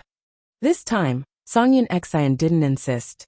He took over Yu Qianqiu's hand, and after flying for a while he suddenly asked, "Yu Qianqiu, you have the Emperor of the Underworld's token. Why didn't you take it out earlier?" Seeing that no one answered, he looked back and found that Yu Qianqiu was frowning and thinking about something. So he asked again, "Why are you in such a hurry to leave? You have the Emperor of the Underworld's token. Did you ask about the assassination?" "Ask what?" Yu Qianqiu came back to his senses and smiled bitterly. "My Emperor of the Underworld's token is fake. If I continue to stay, I'm afraid I won't be able to leave. Old Song, you should go as fast as you can. I'm afraid there will be pursuers if you are too late." His words were half true and half false. In short, he hoped that Songyun Xen could hurry up and reach the mysterious forbidden area of the underworld as soon as possible. Anyway, it was not good to stay in the underworld for a long time. Songyun Xen and Shen Yu were speechless at the same time. They looked back at him in disbelief. They didn't expect him to dare to fake the Emperor of the Underworld's token. Now they understood why he was in such a hurry to leave. Fake the Emperor of the Underworld's token? Can't they tell the real from the fake? Yu Qianqiu, you are not joking, are you? Songyun Xen was still in disbelief. Yu Qianqiu smiled bitterly and said, "I didn't know it was the Emperor of the Underworld's token. I just saw it once by accident. I heard that this token is very useful in the underworld, so I made a replica. I just wanted to use it to solve the problem at hand. I didn't expect it to be the Emperor of the Underworld's token. If I knew it was the Emperor of the Underworld's token, I wouldn't have taken it out. But don't worry, they won't find out for a while." I think you are really tired of living. You even dare to fake the Emperor of the Underworld's token. Is there anything in this world that you don't dare to do? Even if you want to die, you don't have to drag the two of us into this. Songyun Xen's face darkened on the spot. He had thought it strange earlier. How could Yu Qianqiu have the Emperor of the Underworld's token? It was unbelievable. It turned out that it was a fake. Damn it. I said I didn't do it on purpose. Didn't I do it with good intentions? Yu Qianqiu said angrily, "I really don't want to drag the two of you into this. If you are not happy, we will go our separate ways now." Hearing this, Songyun Xen and Shen Yu's mouths twitched at the same time. The two of them wanted to go their separate ways. But could they? Their lives were tied to him. If he was finished, everyone would be finished with him. They had to think of a way to protect him. Sungyeon Xian was so angry that he didn't say anything. His face darkened. But his flying speed gradually increased to the limit that he could control. After a moment of silence, Shen Yu said weakly, "I think we should go by water. Once the fake emperor of the underworld's token is exposed, the army of the underworld on land will immediately cast a net to capture us. We won't be able to escape. If we go by water, at least the army of the underworld won't dare to easily track us into the underworld river. It should be much safer than on land." That makes sense. Yu Qianqiu nodded repeatedly. Songyeon Xian, who was silent with a darkened face, immediately steered the flying shuttle to change direction and quickly flew toward the underworld river. Fortunately, they weren't too far from the underworld river. Songyeon Xian flew quickly and reached the shore of the underworld river in half an hour. Yu Qianqiu put away the flying shuttle. Songyeon Xian quickly checked the surroundings and nodded to Shen Yu after confirming that there was no one around. Shen Yu didn't say anything and quickly transformed into his original form. He opened the clam, and the other two quickly went in. The clam quickly closed and sank into the water. Shen Yu swam quickly in the underworld river. His stomach was white and beautiful. Songyeon Xian and Yu Qianqiu felt a sense of security and couldn't help but heave a sigh of relief. Then, the two of them were stunned and stared at each other. In the end, it was Yu Qianqiu who tilted his head and lay down with his legs crossed. "Why do you have to go to that mysterious forbidden area? I'm starting to wonder if you want to do something there." Songyeon Xian sat cross-legged and asked in a deep voice. "You don't know about this. You don't know how vast the underworld is unless you go there. How can you know what's so mysterious about it if you don't go there?" Yu Qianqiu rested his head on his arm and looked at him. He sighed and said, "Don't you think it's a pity that you can't go there in your lifetime?" "Nonsense." Songyeon Xian snorted coldly. "You should think about how we're going to return to the immortal realm. I only hate that the disciples of my heartless palace in Twilight City will be dragged down by you." Although he said that, he was worried about whether He Junquang would be able to successfully deliver the Jade Archive to the sect master. Sigh. Yu Qianqiu let out a long sigh and closed his eyes. Right now, he was a little worried about the people from the World Chamber of Commerce.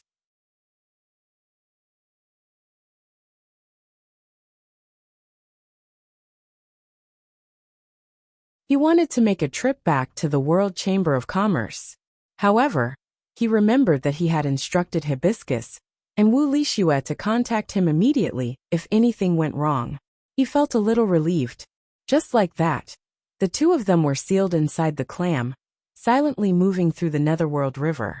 Fortunately, several days passed without any incident. In the forest of the majestic imperial harem of the Netherworld Royal Palace, the sound of something rolling could be heard from the pavilion that stood quietly. A few large fireflies were crawling on the windowsill. Inside the window, a black wooden rocking chair had been placed next to the window. The white-robed scholar was lying on it, rocking slowly.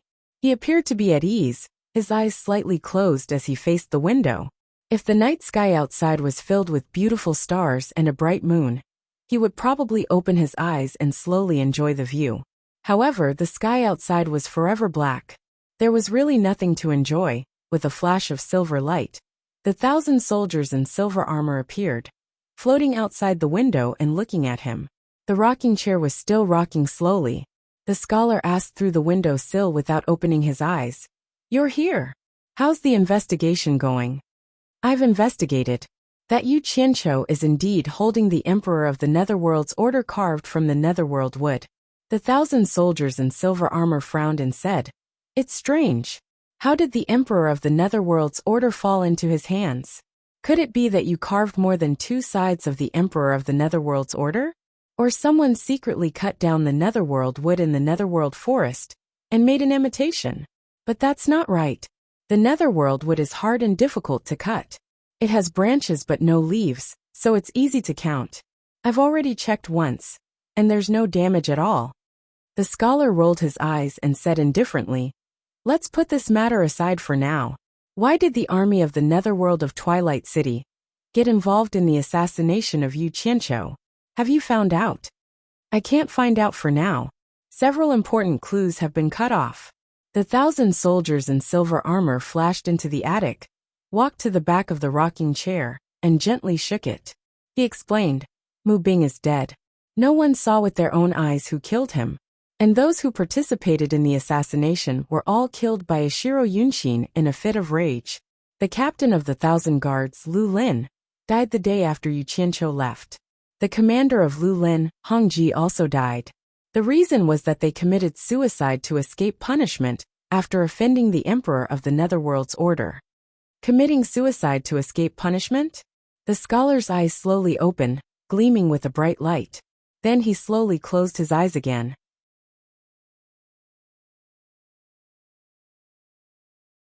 At the same time, the 1,000 soldiers in silver armor suddenly felt that the rocking chair was as heavy as 10,000 kilograms. It suddenly stopped rocking, and he couldn't move the rocking chair anymore. He was slightly shocked, knowing that the seemingly indifferent scholar was angry. Do you believe that it was suicide to escape punishment? The scholar asked indifferently. The rocking chair could be rocked again, and the goo-goo sound of rolling back and forth sounded in the attic again. Of course not. The 1,000 soldiers in silver armor rocked the rocking chair, and the corner of his mouth curled up into a cold smile. I quickly ordered the network to comb through the whereabouts of these people, and finally found some clues. The one who assassinated Yu Qianqiu was an early-stage emperor of the Netherworld, and he was a subordinate of the King of Black Mountain. You mean that the Black Mountain and the army of Dark Hell are in cahoots? The scholar asked indifferently. The 1,000 soldiers in silver armor shook his head slightly. That's nothing. I'm worried that the Black Mountain, the army of Dark Hell, and the Immortal Palace in the Immortal World are in cahoots. Are they plotting something? The scholar said sarcastically. Even if I give the Underworld Palace to them, can they keep it under control? The 1,000 soldiers in silver armor chuckled and said, The matter is not confirmed yet. I have already sent people around the Black Mountain to investigate in secret. If this matter really has something to do with the Black Mountain, I believe it won't be long before we find out if the three parties are in cahoots. The scholar let out a nasal sound. His handsome face had a serene expression, as if he had fallen asleep. After a while he suddenly raised his hand and said, Someone is feeling guilty. Maybe your investigation has been discovered. You should leave. The 1,000 soldiers in silver armor looked outside the window, and turned into a beam of light and flew out. Not long after he left, a black light landed on the stone path outside the attic. The cold and noble Lady Blackpool appeared. Hearing the rumbling sounds coming from the attic, she immediately knelt to the window and said, Blackpool requests an audience with the Emperor of the Underworld. A cold and emotionless voice came from the window. Did you forget that I said you are not allowed to come here without my summons? Go to the Red Armor Army and receive your punishment. Madame Blackpool trembled in fear. She kowtowed to him with a pale face and said, Please forgive me, Underworld Emperor. I have a grudge against the Red Armored Army. He will throw me to the boundless horizon. I begged the Emperor of the Underworld to listen to Blackpool's explanation. I barged in because I was flustered. Please forgive me, Emperor of the Underworld. Having said that, she kowtowed repeatedly on the stone path. You have hundreds of millions of soldiers under your command. You are second only to one, and above tens of thousands. What can make you flustered? The voice drifted out from the window. I'd like to hear it. If your explanation can't satisfy me, you should go to the endless sea. Come up. Thank you for your mercy, Emperor of the Underworld. Lady Blackpool crawled up hastily. The mark on her forehead was still there. She could have dissolved the mark easily with her cultivation, but she purposely left it on her forehead. She walked quickly toward the attic, dragging the long black veil behind her, as if she were a pitiful person. As she entered the attic, she saw the scholar swaying slowly on the rocking chair by the window. She walked quickly to the scholar and knelt down by his feet, saying with a sobbing tone, I'm guilty. I failed to live up to your expectations. The scholar didn't bat an eyelid. he said nonchalantly. Now that you have admitted your guilt, it means I didn't wrong you. Go to the endless sea. Lady Blackpool choked. She knew better than anyone else what it was like to be with a tiger, to be with the emperor. Fortunately, she thought she had figured out the nature of the scholar. She plucked up her courage and moved to the opposite side of the scholar, sitting against the wall. She hugged one of the scholar's bare feet under the white robe and started massaging it. She squeezed out her tears sadly and said, "Let me serve the emperor of the underworld for the last time." She buried her head in the scholar's bare foot and massaged it with just the right amount of strength. Suddenly, she found the scholar's other bare foot lifted up automatically, and the sole of his foot pressed on her plump breasts, moving up slowly. Lady Blackpool suddenly raised her head and saw the scholar open his eyes and look at her with a smile. At the same time, she found the restless sole of his foot had slid into her clothes along the neckline.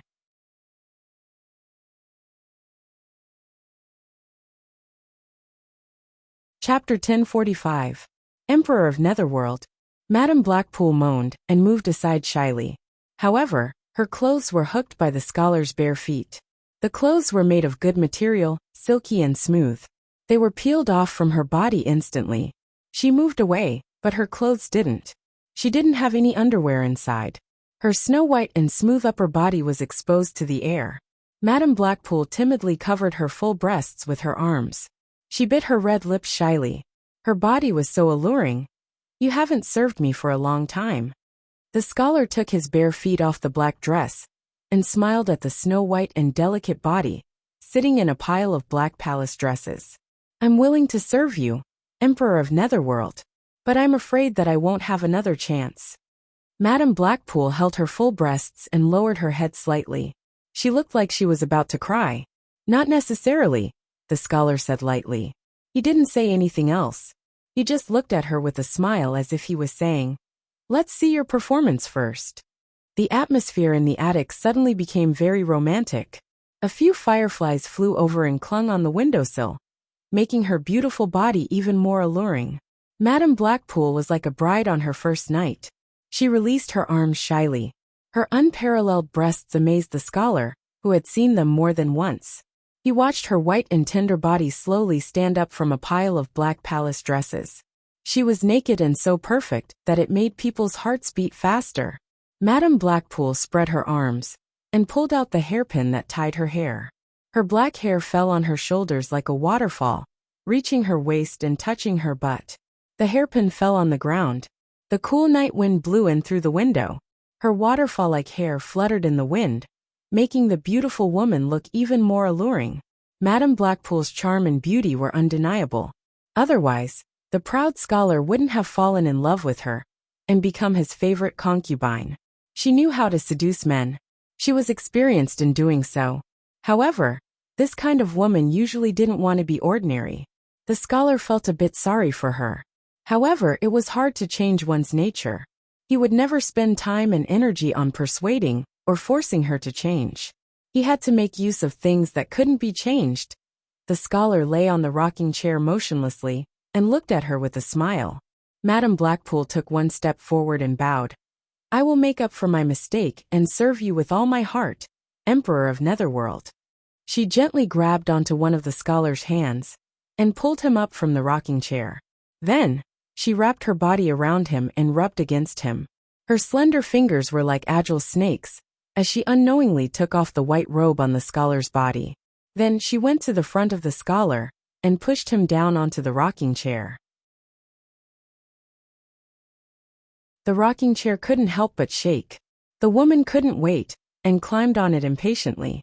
The woman climbed up and climbed on the scholar eagerly. With her red tongue, licked and teased the scholar. In the end, the woman buried her head in the scholar's lower body. When the erotic and decaying sounds were heard in the attic, the silver-armored soldier stood straight on the roof of the attic with his arms crossed.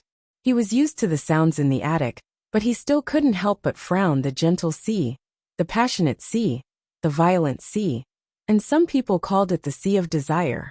After everything calmed down, a naked man and a woman were lying on the rocking chair in the attic. The rocking chair was a bit narrow. The woman had to curl up on the man's body.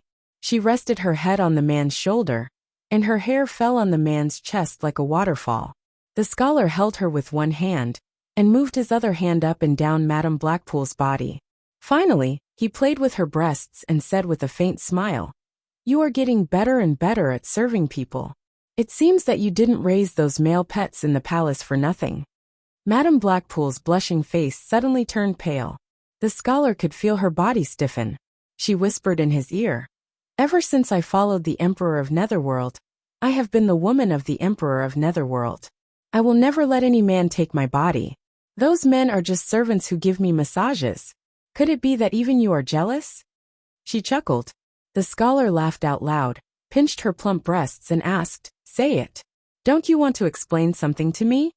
Madame Blackpool put her head on his shoulder and said with grievance, "It's all my fault. I was too eager to expand the strength of the army of Dark Underworld. I let some people mixed into the army of Dark Underworld. They were bribed by the people of the Immortal Realm to help them kill Yu Qianqiu. I didn't expect that Yu Qianqiu was the messenger sent by you, the Emperor of Netherworld.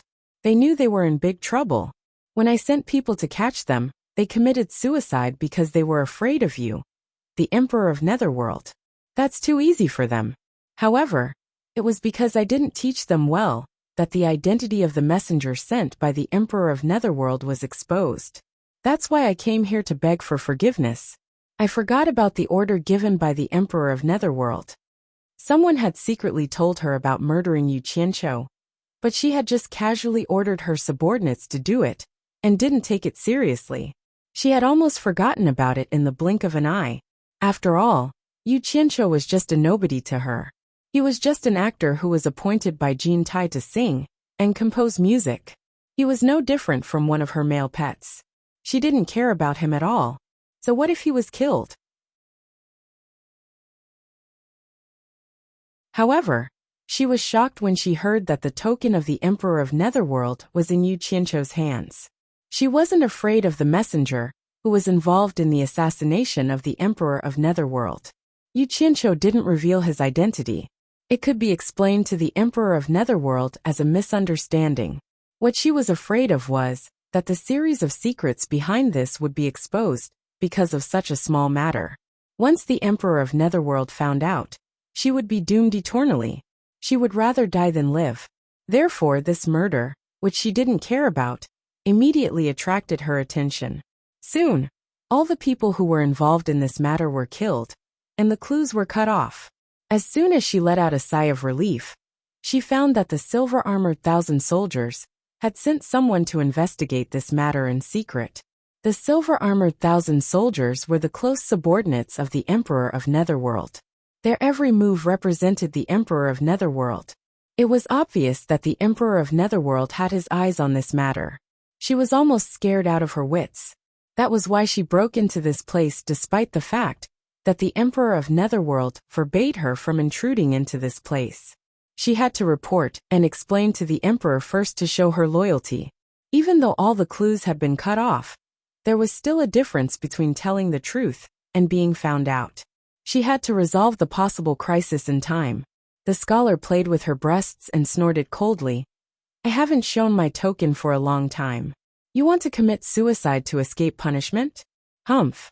It's good that you know you're scared. Forget it, let bygones be bygones. Your subordinates need to be disciplined in the future.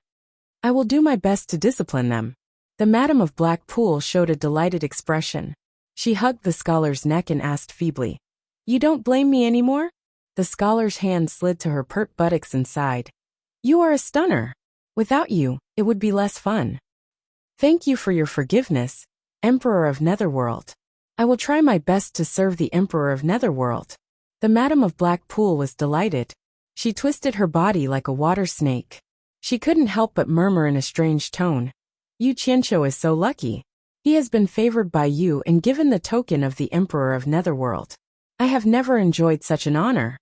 She had been doubting the authenticity of the token of the Emperor of Netherworld in Yu Qianqiu's hands. It was because she had never heard that the Emperor of Netherworld had contacted Yu Qianqiu.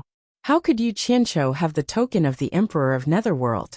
She came here to verify the authenticity of the token from the Emperor of Netherworld.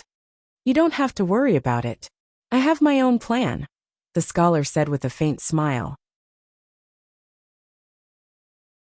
Though he didn't admit it, it was tantamount to admitting that he had given the token of the Emperor of Netherworld to Yu Qianqiu in her eyes.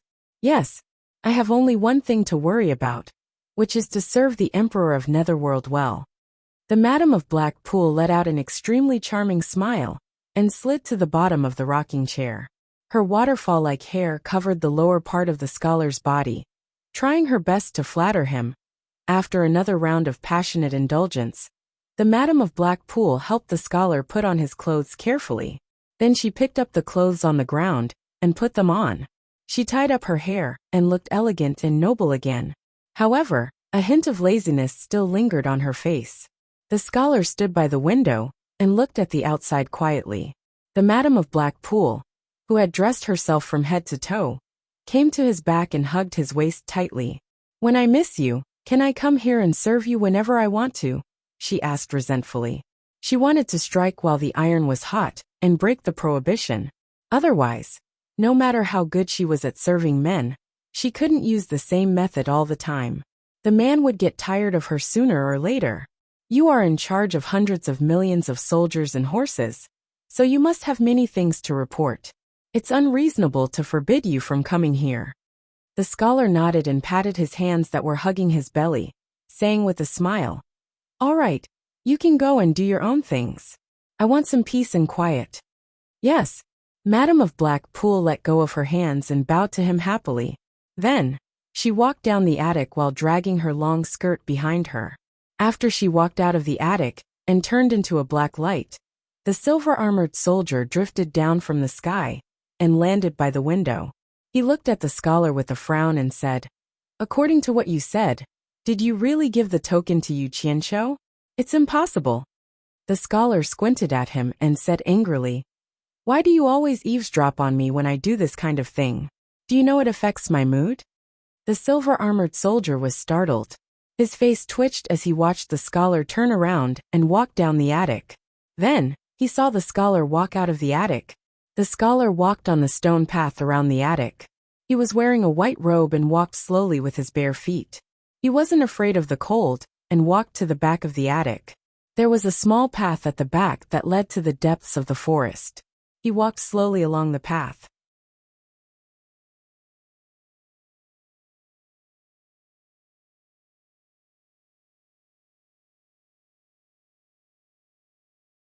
Chapter 1046. The serene wood forest was dotted with specks of starlight. It was the fireflies that climbed up the trees. The moment the scholar stepped onto the forest path, 2 fireflies flew out from the trees, dancing and crisscrossing in front of him, illuminating the path ahead. The scholar trailed behind the 2 balls of light, walking at a leisurely pace, complementing his scholarly attire. The serene wood forest wasn't that big. After the 2 fireflies slowly led the way for several hundred meters, they finally reached the end of the path. The path ahead suddenly opened up, and an exquisite little white courtyard appeared. The 2 fireflies quickly flew over, landing on the roof. There were already many fireflies resting there. The little courtyard was surrounded by white jade walls, and the house was made of white jade. The walls weren't even as tall as a person, and an adult could see everything inside at a glance. There was a door on the walls, but there was no door panel to block it. The scholar stepped onto the threshold with his bare feet, looking at the courtyard that was covered with fine and smooth black sand. Although it was black in color, it was extremely clean and tidy, causing one to not have the heart to destroy it. His outstretched foot shrank back, and hearing the wung-wung sound coming from inside, he immediately smiled bitterly. "Can I come in?" "Don't come in if there's nothing important."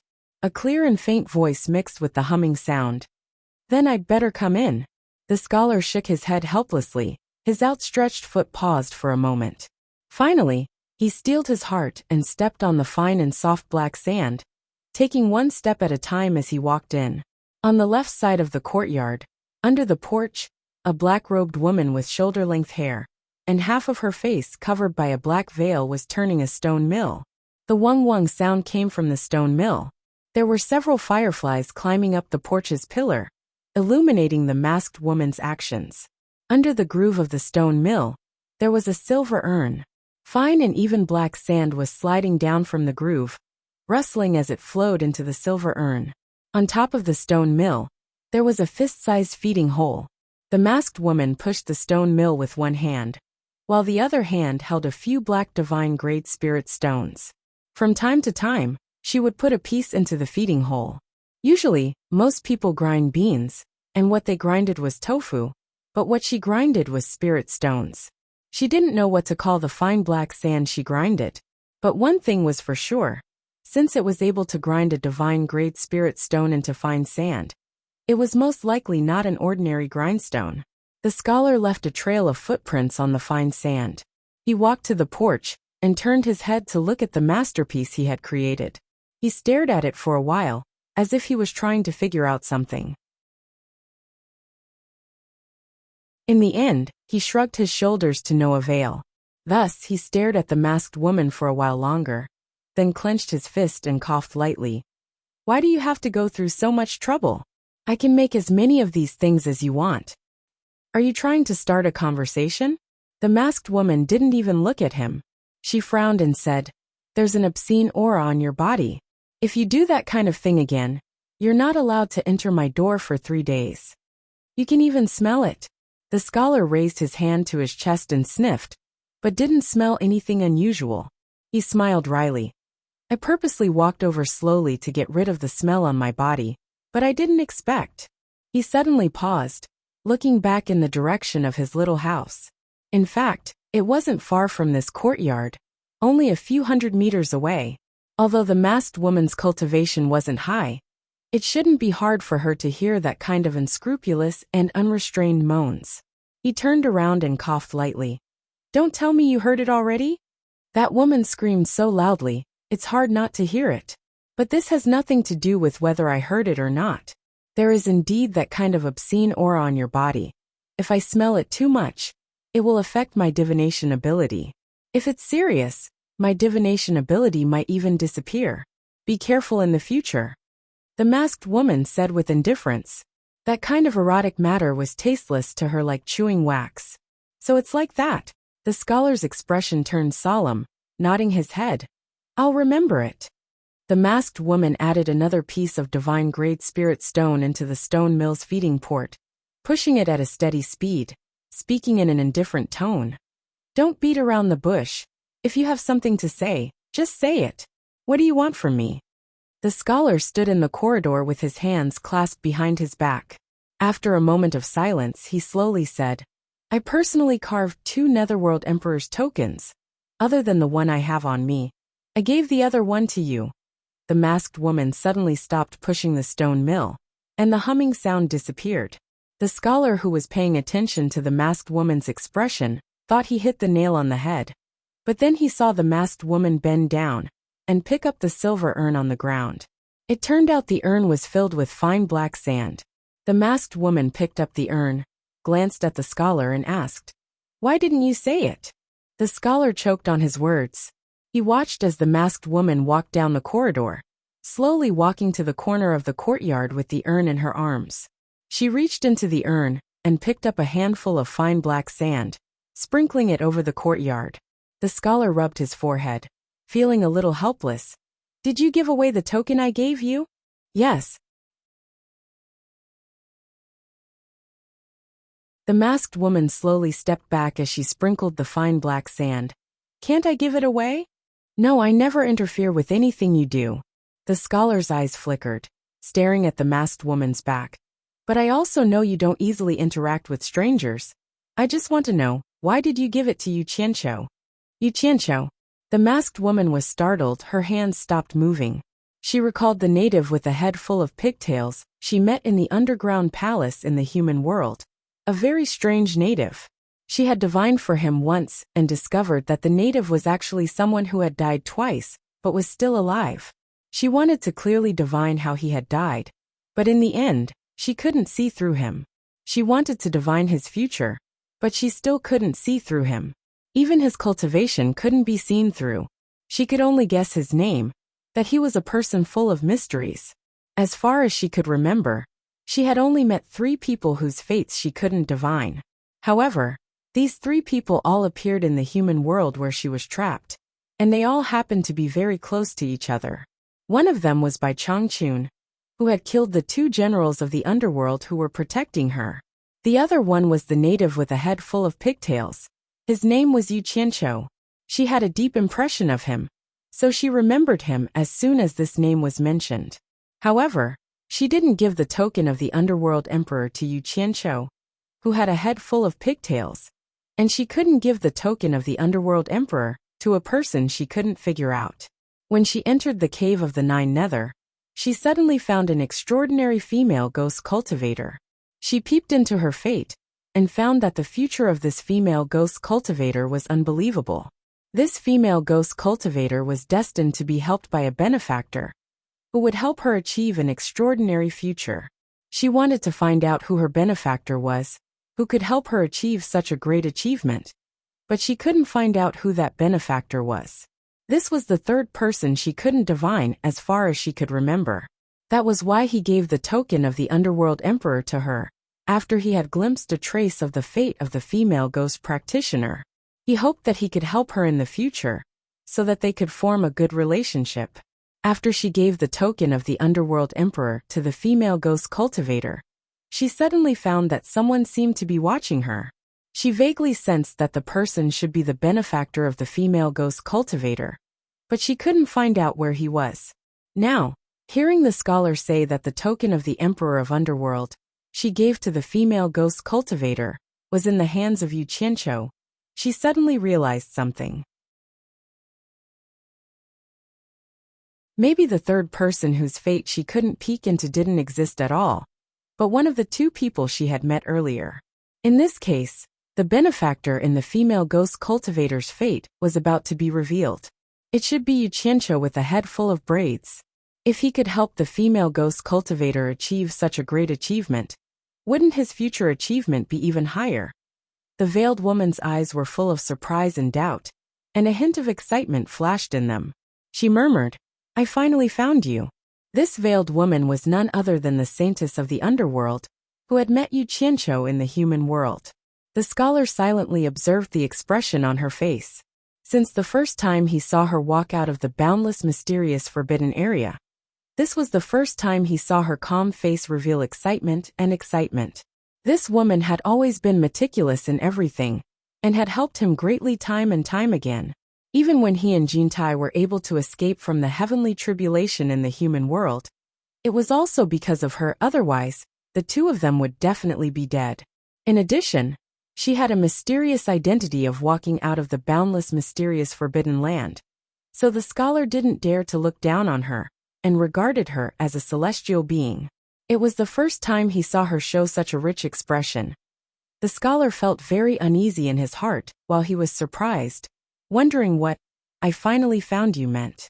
He couldn't help but ask, "Could it be that you are related to that Yu Qianqiu?" The saintess of the underworld regained her composure and shook her head slightly. "I have no relationship with him. I just met him once when I returned to the underworld and spoke a few words with him."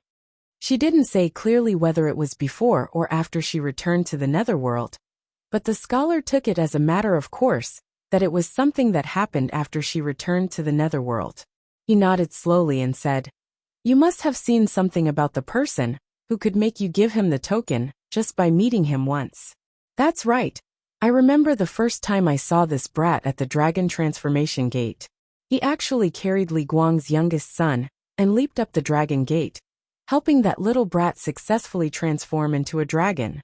Although that little brat succeeded because of himself, now that I think about it, I remember that the Netherworld River Black Carp clan always has a fated person when they leap through the dragon gate.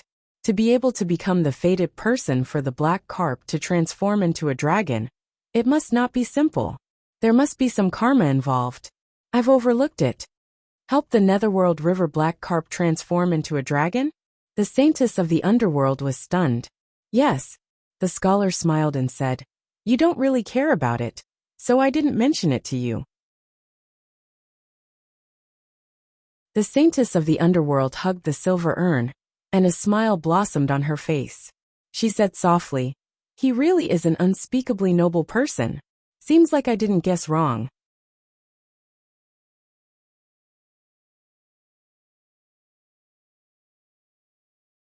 Chapter 1047. Noble person? The scholar was startled, and then he said with a faint smile, "You used the word noble to describe him? I'm really surprised to hear such words coming out of your mouth." The saintess of underworld glanced at him, and then she grabbed the black sand from the silver urn and carefully sprinkled it on the ground in the yard.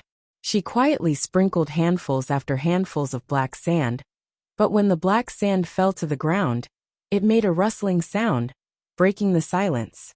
Seeing the saintess ignore him, the scholar smiled bitterly and looked behind him. He took a step back and sat on the knee-high corridor under the porch. He folded his bare feet and sat cross-legged by the grindstone with his hands on his knees, silently watching the saintess of underworld step back while sprinkling the black sand. He thought he was very patient and could wait for the saintess to finish the whole yard. However, she was so meticulous that he couldn't be fast. 2 hours later, not even half of the small courtyard was finished. The scholar couldn't help but rub his forehead helplessly. He found that his patience seemed to be unable to endure for even 2 hours. Moreover, it seemed that it would take at least another 2 hours. Compared to the long years that he had experienced, what was 1 to 4 hours worth of time? But now it was unbelievable. He then sat under the eaves and muttered to himself, "Ever since I experienced that great battle in the human world, it was as if I was enlightened. Only then did I realize that the power of heaven is unpredictable. There seems to be a pair of heavenly eyes watching everything, and it's not something that we can contend against. In the long river of time, I, Bai Qi, am not the first emperor of the underworld to rule over the underworld, and I don't think I will be the last emperor of the underworld. I know this, so I, Bai Qi, don't hope to die with the world." Hearing this, the saintess of the underworld scattered a handful of black sand and looked back at him. She continued to do things that others couldn't understand and said coldly, "Since you've already seen through it, why do you still come here to nag at me? Don't tell me that you didn't come here to ask me about your fate this time? Hee. Although I don't want to die with heaven and earth, I don't want to end up in a miserable way. If my fate is destined to end in a miserable way, then why can't I, Bai Qi, fight against my fate? It is said that even ants are greedy for life. No matter how magnanimous I, Bai Qi, I am not immune." The scholar spoke slowly like an old monk in meditation. A firefly that was hanging upside down under the eaves fell down and fluttered lightly behind him. Suddenly, it landed on the millstone behind him. The flickering light was reflected back by the white jade wall, making the scholar who said that he was not immune to vulgarity seem somewhat extraordinary and refined. Sophistry. "In the end, we're back to square one," the netherworld saintess said with a cold snort. "Regardless of whether I'm being unreasonable or not, I'm telling the truth. There's no doubt about that." The scholar looked at her and smiled faintly. "Why did you meet me when you came out of that place and not someone else? Why are you always in front of me? Isn't this fate? This should also be a part of my fate. Perhaps the heavens have already given me a chance to change my fate. Since there's already a solution in front of me, I, Bai Qi, naturally have to fight for it. Otherwise, it would be tantamount to defying the heavens. Don't you think so?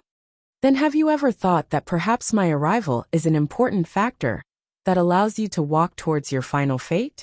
The netherworld saintess said faintly. As soon as these words came out, the scholar frowned and fell into deep thought. "AI, you and I have been together for so many years. Humans aren't grass or trees, we can't be emotionless." The masked woman, who was like a fairy scattering flowers, suddenly sighed lightly and said with some reluctance, "It's not that I don't want to tell you. It's my honor that the heavens allowed me to peep into the fate of others.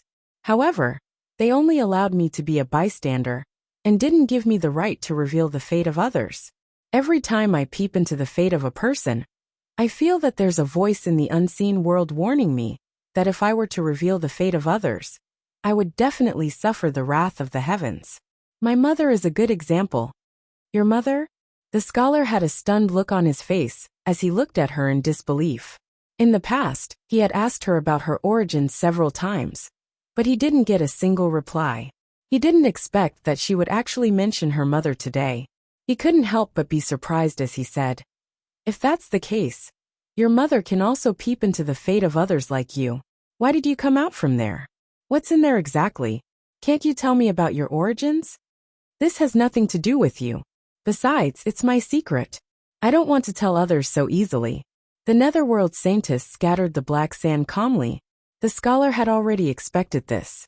He shrugged his shoulders and suddenly, a faint light of wisdom flashed in his eyes. He muttered to himself, "You were able to give the token to Yu Qianqiu. I wonder how noble this noble person you speak of is. I won't hide it from you. You must know that the unspeakably noble you speak of is unable to not move my heart.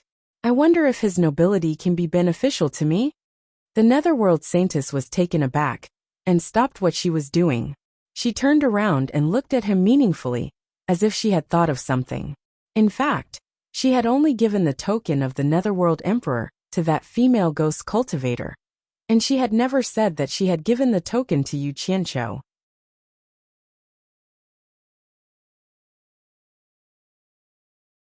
However, the owner of the token had mistakenly thought that she had given the token to Yu Qianqiu again and again.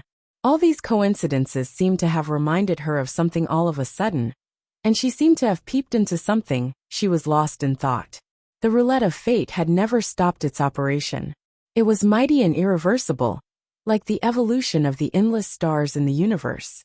It was complicated and mysterious, and could only be described as the general trend. As a bystander, she could see a little bit of it, but she could only obey it. She didn't have the right to reverse it. If she tried to change something by force, it would be useless. Nobody could reverse the evolution of the endless stars in the universe. If she didn't follow the trend, she would be crushed into powder. Having figured this out, she didn't want to tell the scholar the truth, that she hadn't given the token of the netherworld emperor to Yu Qianqiu.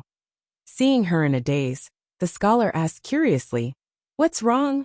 Did I hit the nail on the head?" His eyes flickered. He was eager to know the answer, but he knew he couldn't force her. He could only look forward to it. The saintess of the underworld exhaled softly. The black veil covering half of her face fluttered slightly, and then she regained her calmness. She stopped her homework and walked to the scholar with the silver urn in her arms. She put the urn under the millstone, turned around and sat down with the scholar. They looked like a couple, but in fact they weren't. The scholar was taken aback again, showing a rare expression. It was the first time he had sat so close to her. He couldn't help but tilt his head and look at her face rudely. She had a bright and full forehead full of wisdom, smoky eyebrows that looked like distant mountains, and a pair of bright eyes under her long eyelashes that were as calm as the autumn water. But sometimes they sparkled, as if she could see things that others couldn't. The black veil rested on the bridge of her nose, and the tempting lips under the black veil could be vaguely seen. "I dare to bet that if you take off the black veil on your face, you will definitely be a rare beauty." The scholar snickered. The saintess of the underworld turned around and stared at him coldly. "My father took off my mother's veil because he made a bet with someone. In the end, he died a horrible death and could never be reincarnated. Why? Do you want to give it a try?" The scholar couldn't smile anymore. It was as if someone was strangling his neck, and he looked to the front in embarrassment. "There are 3 types of people in this world whose fates I can't see. Firstly, I can't see my own fate. Secondly, there are almighty beings who can completely control their own fate. Thirdly, there are people whose fates are unpredictable and full of unpredictability." The saintess of the underworld suddenly said these words out of the blue.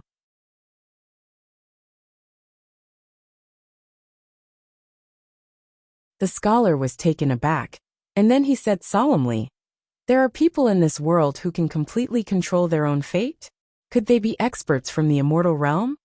The saintess of the underworld shook her head slightly and said, "The so-called people who can completely control their own fate are not people who can get rid of all shackles and do whatever they want. The universe is vast and full of unknown changes. It is an eternal mystery that includes everything. It is right above our heads, silently watching our every move. It is the heavens that we speak of. All those who go against the heavens will be mercilessly crushed into powder. Therefore, There are almighty beings who want to follow its trajectory and follow the path it leads. They want to pursue immortality like the stars in the universe, and so this path is called the heavenly Tao. However, there are very few cultivators who can truly step on this path. But once they follow the footsteps of the heavenly Tao, their cultivation may advance by leaps and bounds, leaving everyone else in the dust. Those who step on the heavenly Tao will be brilliant and dazzling, and their fates are not something I can see. Of course, the heavenly Tao is hard to find, and it is extremely difficult to follow the footsteps of the heavenly Tao forever. We don't know where the end is, and we will most likely get lost on this long journey. I don't know if anyone can walk to the end. Heavenly Tao. The scholar gasped in awe. The vast domain that he had never touched suddenly appeared in front of him, and he suddenly felt so small. He couldn't help but raise his head to look at the pitch-black night sky. After a long time, he slowly let out a breath and said with a bitter smile, "You suddenly told me this. Could it be that you want to tell me that Yu Qianqiu is a person who has stepped on the heavenly Tao?" No. The saintess of the underworld shook her head with certainty and said, "He is the last of the 3 types of people I mentioned. His fate is unpredictable and full of variables. I want to peek at it, but I am dazzled. His fate gives me a messy feeling. True and false are mixed together, making me feel dizzy and uncomfortable, and even nauseous to the point of wanting to vomit. I can't sort it out at all, and I'm afraid that even he himself is at a loss, and is messing around without knowing why."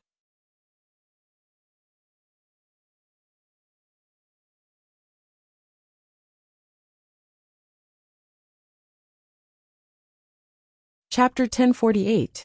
The scholar nodded his head in amazement. To think that someone can have such a fate. It's not an exaggeration to say that fate is unpredictable and full of variables.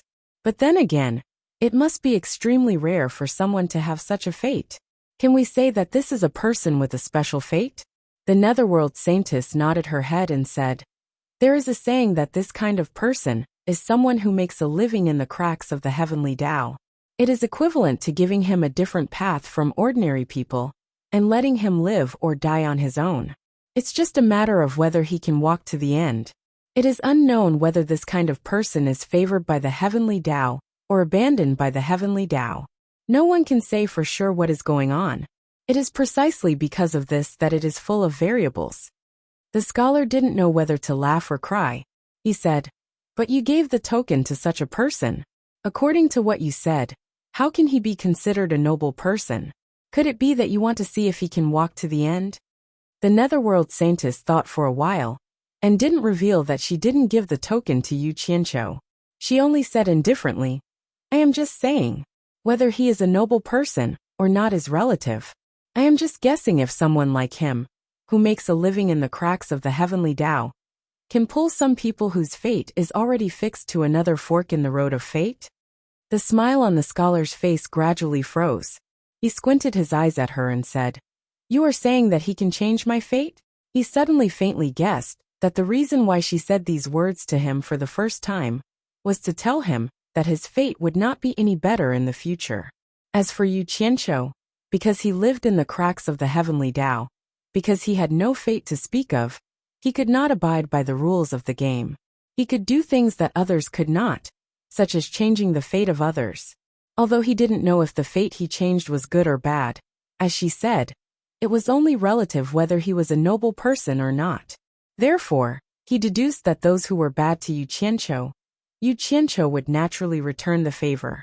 Those who were good to Yu Qianqiu would naturally receive the corresponding retribution. This was the difference between good and bad.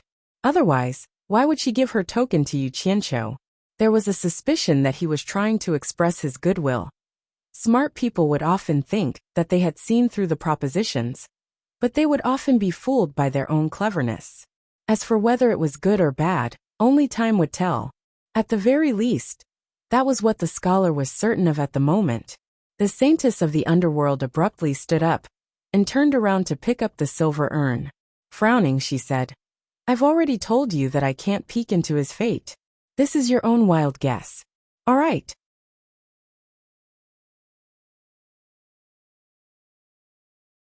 "You've been bothering me for a long time. It's time to go.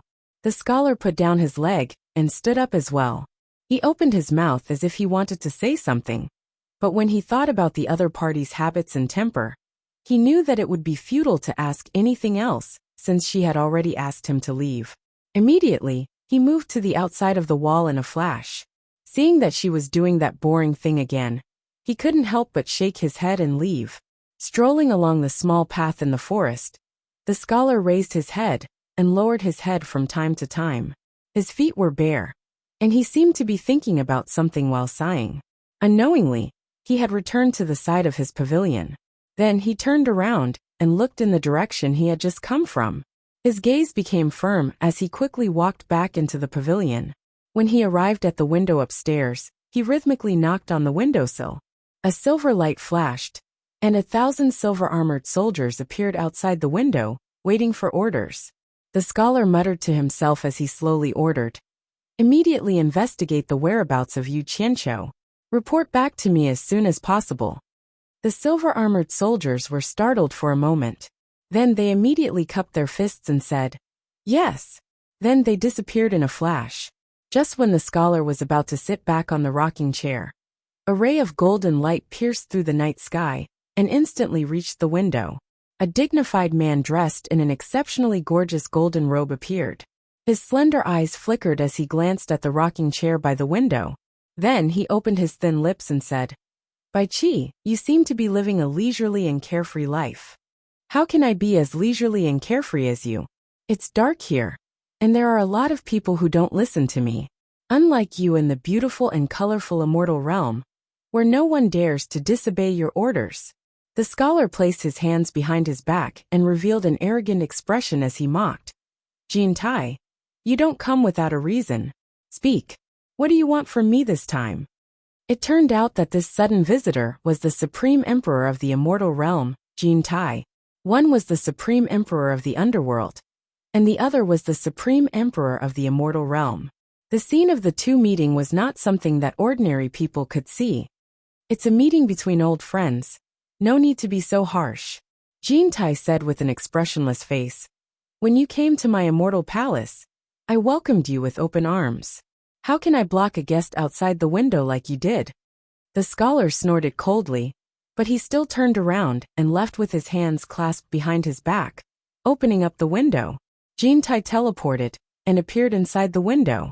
Like an indescribably noble emperor, he slowly and majestically paced around the pavilion, examining the furnishings inside.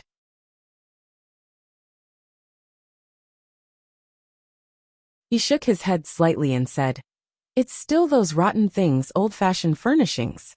As the Supreme Emperor of the underworld, why do you have to live such a simple life? No matter how simple and plain you are, in the eyes of others, you are still the Emperor of the underworld, Bai Qi, who slaughtered millions of living beings in the underworld. No one will say anything good about you. A king should act like a king, and you can't lower yourself." "A rotten thing?" The scholar waved his hand disdainfully, revealing an unreasonable look as he said, "Don't tell me that everyone has to be like you, sitting on a golden lump, lying on a golden lump. Even sharing a bed with a woman is on a golden lump. Aren't you bored out of your mind? A tasteless guy like you doesn't deserve to point fingers in front of me. Of course, it's a little simple, but it can't be compared to you. Every day, there are a lot of people singing your praises in your ears, and there are groups of beautiful singers surrounding you to serve you. You live like a local tyrant in the world. I really admire you. Groups of beautiful singers surrounding me, but they can't be compared to you. You have a beautiful woman like Hei Qi to serve you. Why don't we change our tastes? I'll give you a group of beautiful singers, and you give me Hei Qi a group of beautiful singers for you. You won't lose anything." Jin Tai clasped his hands behind his back and looked at the complicated files on the shelf. Although he was joking, his expression and tone were still harsh and cold. It seemed like he was not born to joke. "Do you think everyone is as perverted as you?" The scholar rolled his eyes and suddenly sneered. "It's not that I can't change it. I don't need those rotten things that you have been spoiling and trusting. However, I am a little interested in Ji Wu. Why don't you give Ji Wu to me, and I give you Hei Qi? What do you think?" Hearing this, Jintai slowly turned around and stared at the scholar for a while. Then he nodded. All right, but not now. When I'm tired of playing with her, I'll change my tastes with you. If someone were to hear that the exalts of the immortal world and the exalts of the netherworld were actually discussing such a dirty deal, what would they think? They would probably feel ashamed of their own inferiority, since they could even exchange their own women at any time. Especially Ji Woo, who was about to be married. If she knew about this conversation, how would she endure it? The scholar's mouth twitched and revealed a defeated expression. He waved his hand and said, "No wonder even your name has the word Tai in it. You are simply a natural pervert. Speak. What do you want from me?" "Nothing, I just suddenly wanted to see you." Jintai met the other party's sarcastic gaze and said without a change in expression, "There's something I don't understand. How could a lowly pawn of my immortal world receive the favor of a dignified netherworld emperor, like you, and even give him the netherworld emperor's token? You didn't even give it to that woman Hei-Chi. Also the army of Onyx, and that person from the immortal world called Mu Bing worked together to kill that pawn. Why do I feel that this matter is a bit strange? He is also a small character, so how could he mobilize the army of Onyx? Is it related to my external affairs commander? This happened in your territory, and with your influence, don't tell me you didn't investigate the inside story. You and I have an agreement. In order to maintain our respective rule over the two worlds, we must exchange what we need. So, I hope you can be honest with me." The scholar looked at him with a smile, but countless thoughts were running through his mind. This fellow was cunning and vicious, and could even be said to be inhumane. He had already experienced this before. Some things could be said, but there were also things he absolutely couldn't let the scholar know. The theory of fate involving the saintess of the underworld naturally couldn't be leaked. Otherwise, only the heavens knew what would happen. "What are you laughing at? Could it be that you're behind this?" Jintai's slender eyes narrowed into slits, flashing with a cold light like that of a venomous snake. "I just find it strange. With your arrogant eyes, why would you pick a pawn like Yu Qianqiu to make a song? You even specially issued a decree, so how could I not be interested?" The scholar sighed. "It just so happened that I met that brat at the dragon transformation gate. I looked at him from left to right in the dark, and felt that it wasn't your style. Since you immortal Emperor Jintai wanted to praise him, how could I by chi stay idle? Thus I asked someone to secretly give him a token. However, I reckon that even he didn't know that it was my Emperor of the Underworld's token. When he took it out, he was probably dumbfounded. Hee. It just so happens that I'm also bored. I want to see how that brat will behave in the future." After giving a bunch of reasons, he added in his mind, "Surnamed you brat, I spent a lot of effort to help you, so you should be thanking me in the future. Otherwise, with this old fox's viciousness, you'll be dead for sure." So that's what happened. Jintai's slender eyes slowly opened. He believed what the scholar said. With the other party's usual style of arguing with him, it wasn't strange for him to do such a thing. It would be strange if he didn't ask about it. He coldly snorted. "Ridiculous. Only someone like you, who doesn't care about your status, would do such a ridiculous thing. As for why I asked him to compose a song, you don't need to be suspicious. There's nothing shameful about it. First, Jiwoo took a fancy to the song he composed. Second, I heard that the song he composed had an unusual flavor, so I could use it.